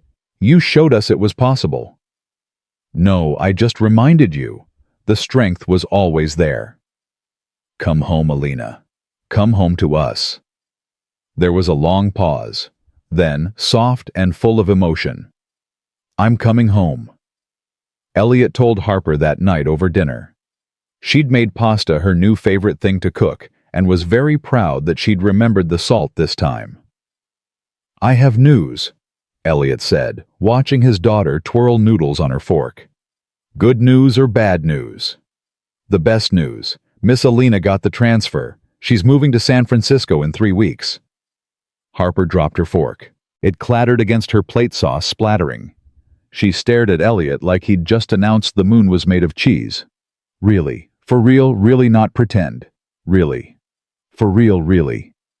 Harper burst into tears, happy tears this time streaming down her face as she laughed and cried at the same time. "She's coming. She's really coming, Daddy. We need to get her a room. We need to make sure the house is clean. We need to—" "Whoa, slow down. Alina's going to get her own apartment. She's not moving in with us right away." Harper's face fell. "Why not?" "We have lots of room." "Because grown-ups don't just move in together, baby. We need to date first. To spend time together. To make sure this works in real life before we make big decisions." "But you love her, and she loves us. I heard you tell her that on the phone." "You were eavesdropping." "I was accidentally listening. It's different." Harper wiped her eyes. "But Daddy, if you love each other, why can't she just live here? We're already family." "Because family takes time to build, and we want to do this right, for everyone's sake, especially yours." "I'm 6, almost 7. I don't need you to protect me from happiness." Elliot laughed despite himself. "When did you get so smart?" "I've always been smart. You're just noticing now because I'm talking again." "Fair point. But the answer is still no. Alina gets her own place. We date like normal people, and if things go well, we'll talk about next steps." "Okay." "Fine. But I'm going to tell her she should just live here. Someone needs to be the smart one in this family." The 3 weeks until Alina's arrival were chaos. Harper drew welcome signs for every room in the house. Elliot found himself nervous about everything from what restaurant to take Alina to for their first real date, to whether his house was too big, too showy, too much evidence of a life she hadn't been part of. Dr. Morrison talked him down during their session. "You're spiraling because this is the first real risk you've taken since Caroline died. That's normal. But Elliot, this woman has seen you at your worst. She's seen Harper at her worst, and she's choosing you anyway. Trust that." "What if Harper gets too attached and Alina can't handle being a parental figure?" "Then you'll handle it together, like adults, like partners. Stop catastrophizing and start trusting." "I'm not good at trusting." "Then learn. For Harper, for yourself, for this relationship you're building." The night before Alina was due to arrive, Elliot couldn't sleep. He kept getting up and checking Harper's room, making sure she was still breathing, still there, still his. Around 2 a.m., he found her awake too. "Can't sleep either?" he asked from her doorway. Too excited. What if she gets here and everything's different? What if she doesn't like our house or our life or me when I'm being regular, me instead of video call me? Harper, you're the same person on video calls and in real life. You don't have a fake personality. But what if I'm annoying? What if I talk too much about mommy and it makes her sad? What if she decides this was a mistake? Elliot sat on her bed. Those are all my fears too, you know, every single one. Really? Really? But we can't live in fear, baby girl. We have to take the risk. We have to trust that Alina knows what she's getting into, and she wants it anyway. Daddy, do you think love is always scary? Yeah, I do. Because love means caring so much about someone that losing them would break you. And that's terrifying. But it's also the best thing in the world. Did you feel that way about mommy? Every single day. Even now. Especially now. Harper was quiet for a moment. I think mommy sent Miss Alina to us. Like an angel. Like I said on the plane. Maybe she did. Do you believe in that stuff? Angels in heaven and people watching over us? I want to. Some days I do, some days I don't. But whether it's real or not, I know your mom would be happy we found Alina. She'd want us to be happy. Then let's be happy, Daddy. Let's stop being scared and just be happy. Deal. Alina's flight landed at 2 in the afternoon. Elliot and Harper got to the airport an hour early, too nervous to wait at home. They stood at the arrivals gate, Harper holding a sign she'd made that said, "Welcome home, Miss Angel," with drawings of butterflies and flowers covering every inch. What if she doesn't recognize us? Harper asked for the 5th time. She'll recognize us. We look exactly the same as we did on video yesterday. But what if... There she is.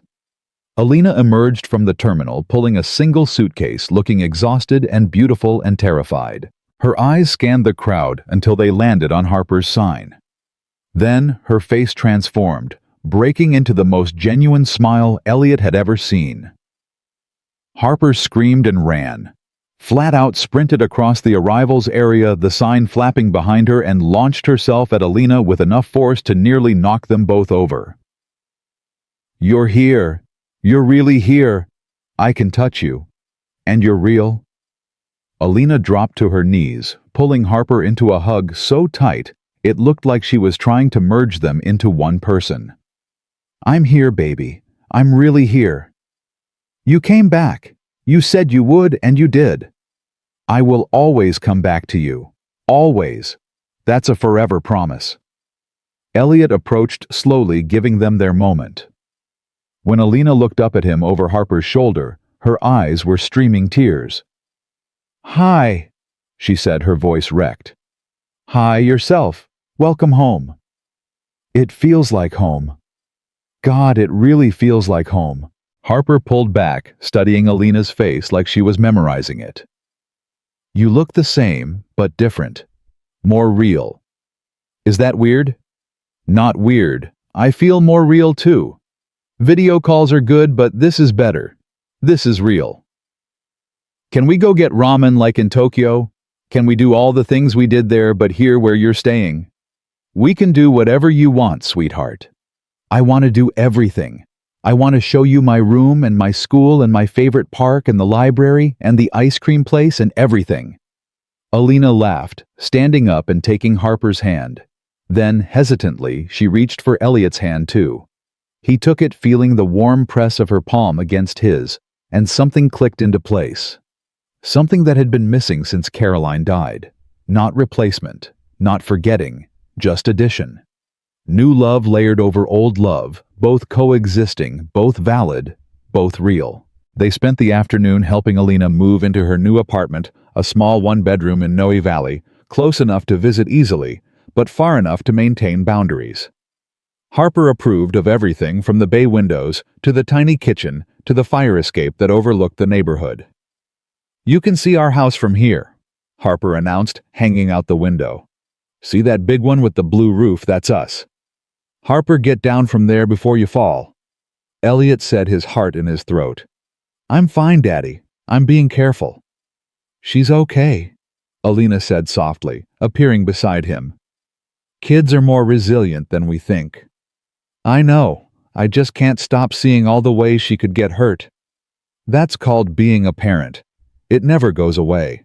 You just learn to trust more." They stood side by side watching Harper explore the fire escape, and Elliot was hyper-aware of how close Alina was standing. How easy it would be to reach over and pull her close. How much he wanted to kiss her right there with the San Francisco sunset painting everything gold. But Harper was there, and they'd agreed to take things slow, and so he just stood close and let that be enough. For now. That night, after they'd gotten takeout and eaten on Alina's floor, because her furniture wouldn't arrive until tomorrow, Harper fell asleep on the couch. Elliot carried her to his car, and Alina walked them down. "Thank you for today," Elliot said at his car door. "For being here. For doing this. Thank you for waiting.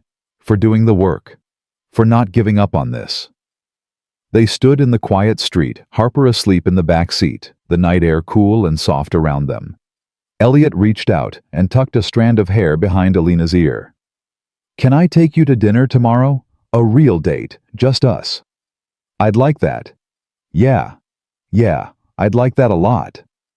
"Good, because I've been planning this date in my head for 6 months, and I really hope it lives up to the fantasy." Alina laughed. "No pressure or anything." "None at all." He paused. "Alina, I'm really glad you're here." "Me too. Terrified but glad." "We can be terrified together." "That's the best offer I've had all day." He wanted to kiss her. Wanted it so badly his whole body ached with it. But not yet. Not when they were both exhausted and emotional, and Harper was 10 feet away. Their first kiss deserved better than a parking lot goodbye. So instead, he squeezed her hand, got in his car, and drove home with his sleeping daughter, and a heart so full it hurt. The next evening, Elliot's mother came to watch Harper. She'd been skeptical about this whole thing with Alina, worried her son was rushing into something to avoid dealing with his grief. But when she met Alina at the door, her expression softened. "So, you're the famous flight attendant," she said, shaking Alina's hand. "Guilty. And you must be Elliot's mother. Harper talks about you all the time." "All good things, I hope." "The best things. She said you make cookies that taste like clouds, and you always know when she needs a hug." Elliot's mother blinked, visibly surprised. "Well, that's quite a compliment. She loves you very much. Elliot's lucky to have you helping him through all this." "We're all lucky to have each other." She studied Alina carefully. "My son is fragile right now, whether he admits it or not. So is my granddaughter. I need to know you're serious about this, about them." "I am. More serious than I've ever been about anything." "Good. Then go have dinner. Harper and I will hold down the fort."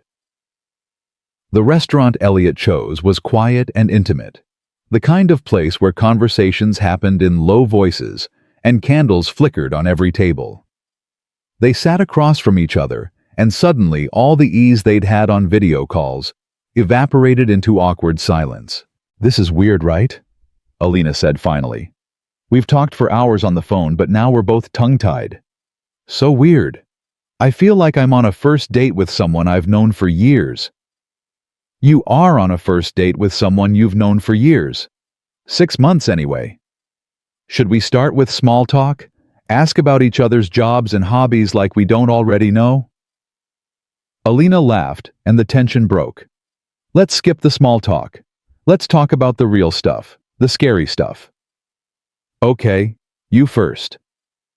"I'm terrified I made a huge mistake. I'm terrified I built this up in my head and reality won't match. I'm terrified Harper will need more than I can give. I'm terrified you'll realize I'm just a regular person with baggage and issues and an apartment that's too small and a job that keeps me away too much." Elliot reached across the table and took her hand. "My turn. I'm terrified you'll leave. I'm terrified Harper will get hurt. I'm terrified I'm using you to avoid dealing with Caroline's death. I'm terrified this is too fast and too slow at the same time. I'm terrified I'm not enough for you. We're a mess, aren't we? Complete disaster. But maybe that's okay. Maybe we're allowed to be messy and scared and still try anyway. I like that. Permission to be a disaster. Permission granted. They talked through dinner and dessert and coffee after, about everything they'd been too scared to say on video calls, about Caroline and Mrs. Chen and all the people who'd shaped them, about fears and hopes and what they wanted this relationship to look like, about Harper and boundaries and taking things one day at a time. When Elliot drove Alina home, he walked her to her door. They stood in the hallway outside her apartment, and the air between them felt electric. I had a really good time tonight, Alina said. Me too. Can we do it again? Definitely. Maybe with Harper next time. She'd love that.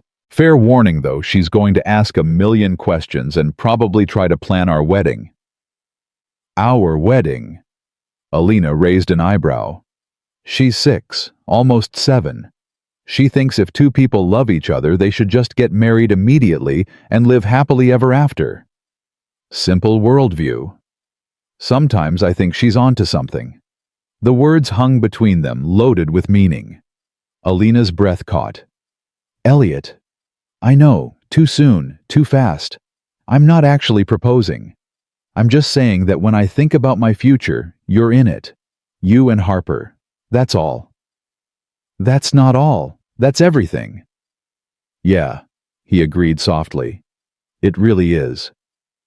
He reached out and cupped her face in his hands. Can I kiss you, finally, after 6 months of waiting? God, yes, please. Their first kiss was soft and tentative, testing and learning. Then Alina's hands came up to grip his shirt, pulling him closer, and the kiss deepened into something urgent and real, and 6 months in the making. When they finally broke apart, both breathing hard, Elliot rested his forehead against hers. Definitely worth the wait, he said. Definitely. She smiled against his mouth. Now go home to your daughter. We have plenty of time for this. Do we? Because I kind of want to stand in this hallway kissing you forever. Forever can wait until tomorrow. Tonight be her dad. She needs that more than she needs you making out with me in a hallway. You're right. You're always right. Remember that. It'll serve you well. He kissed her once more, quick and sweet, then forced himself to leave. When he got home, Harper was waiting up despite his mother's best efforts. How was your date? Really good, baby. Did you kiss her? Harper? What I'm just asking. Mommy said kissing was important for people in love. It's how you show you care. Elliot's mother covered her face with her hands. I'm going home. Good luck with this one. She's been grilling me about your relationship for 2 hours. After his mother left, Elliot sat next to Harper on the couch. Yes, I kissed her. And yes, it was really nice. Any other questions? Are you going to marry her? Someday maybe. If things keep going well. If we both want that. But that's a long way off, Harper. We're still figuring things out. But you love her, right? Like really love her. Yeah, baby, I really love her. And she loves us. She really loves us.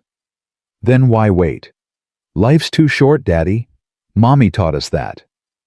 Elliot pulled his daughter close, breathing in the strawberry scent of her shampoo. You're right. Life is too short. But that doesn't mean we rush. It means we appreciate every moment, every dinner together, every conversation, every kiss. We don't rush toward the end. We enjoy the middle. I guess that makes sense. Can we have breakfast with her tomorrow? If she's free, absolutely. Good. Because I made her a present and I want to give it to her in person. What kind of present? A painting of all 3 of us. I used real paints from art class, and I wrote, "You are home" at the bottom, like the drawing but bigger. That's beautiful, sweetheart. She's going to love it.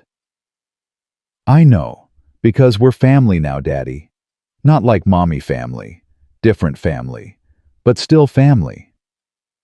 Yeah, baby girl, we really are. And as Elliot tucked his daughter into bed that night, listening to her talk excitedly about all the things they'd do with Alina, he realized something profound. Love didn't run out. Grief didn't disappear. Loss didn't magically heal. But life kept moving forward anyway, carrying you along whether you were ready or not. And sometimes, if you were very lucky, life brought you exactly the person you needed exactly when you needed them. Not to fix you, not to replace what you'd lost, but to remind you that healing was possible, that opening your heart again was worth the risk. That family could be built and rebuilt in whatever shape worked. 6 months ago, he'd been a broken man with a silent daughter on a plane to Tokyo. Now he was a man learning to live again with a daughter who talked too much and laughed too loud and loved too fiercely. And a woman who'd walked into their lives for 3 days and then stayed forever. Not because she had to, because she chose to. And that Elliot thought as he closed Harper's door and headed to his own room, that choice was the most beautiful thing in the world. Tomorrow they'd have breakfast. Next week, Alina would come to Harper's art show. Next month, they'd all go back to Tokyo together to visit the places on Caroline's list they hadn't finished. And someday, when the time was right and they were all ready, they'd become the family they were already becoming. Officially, legally, permanently. But tonight, it was enough to know they were home. All 3 of them. Finally.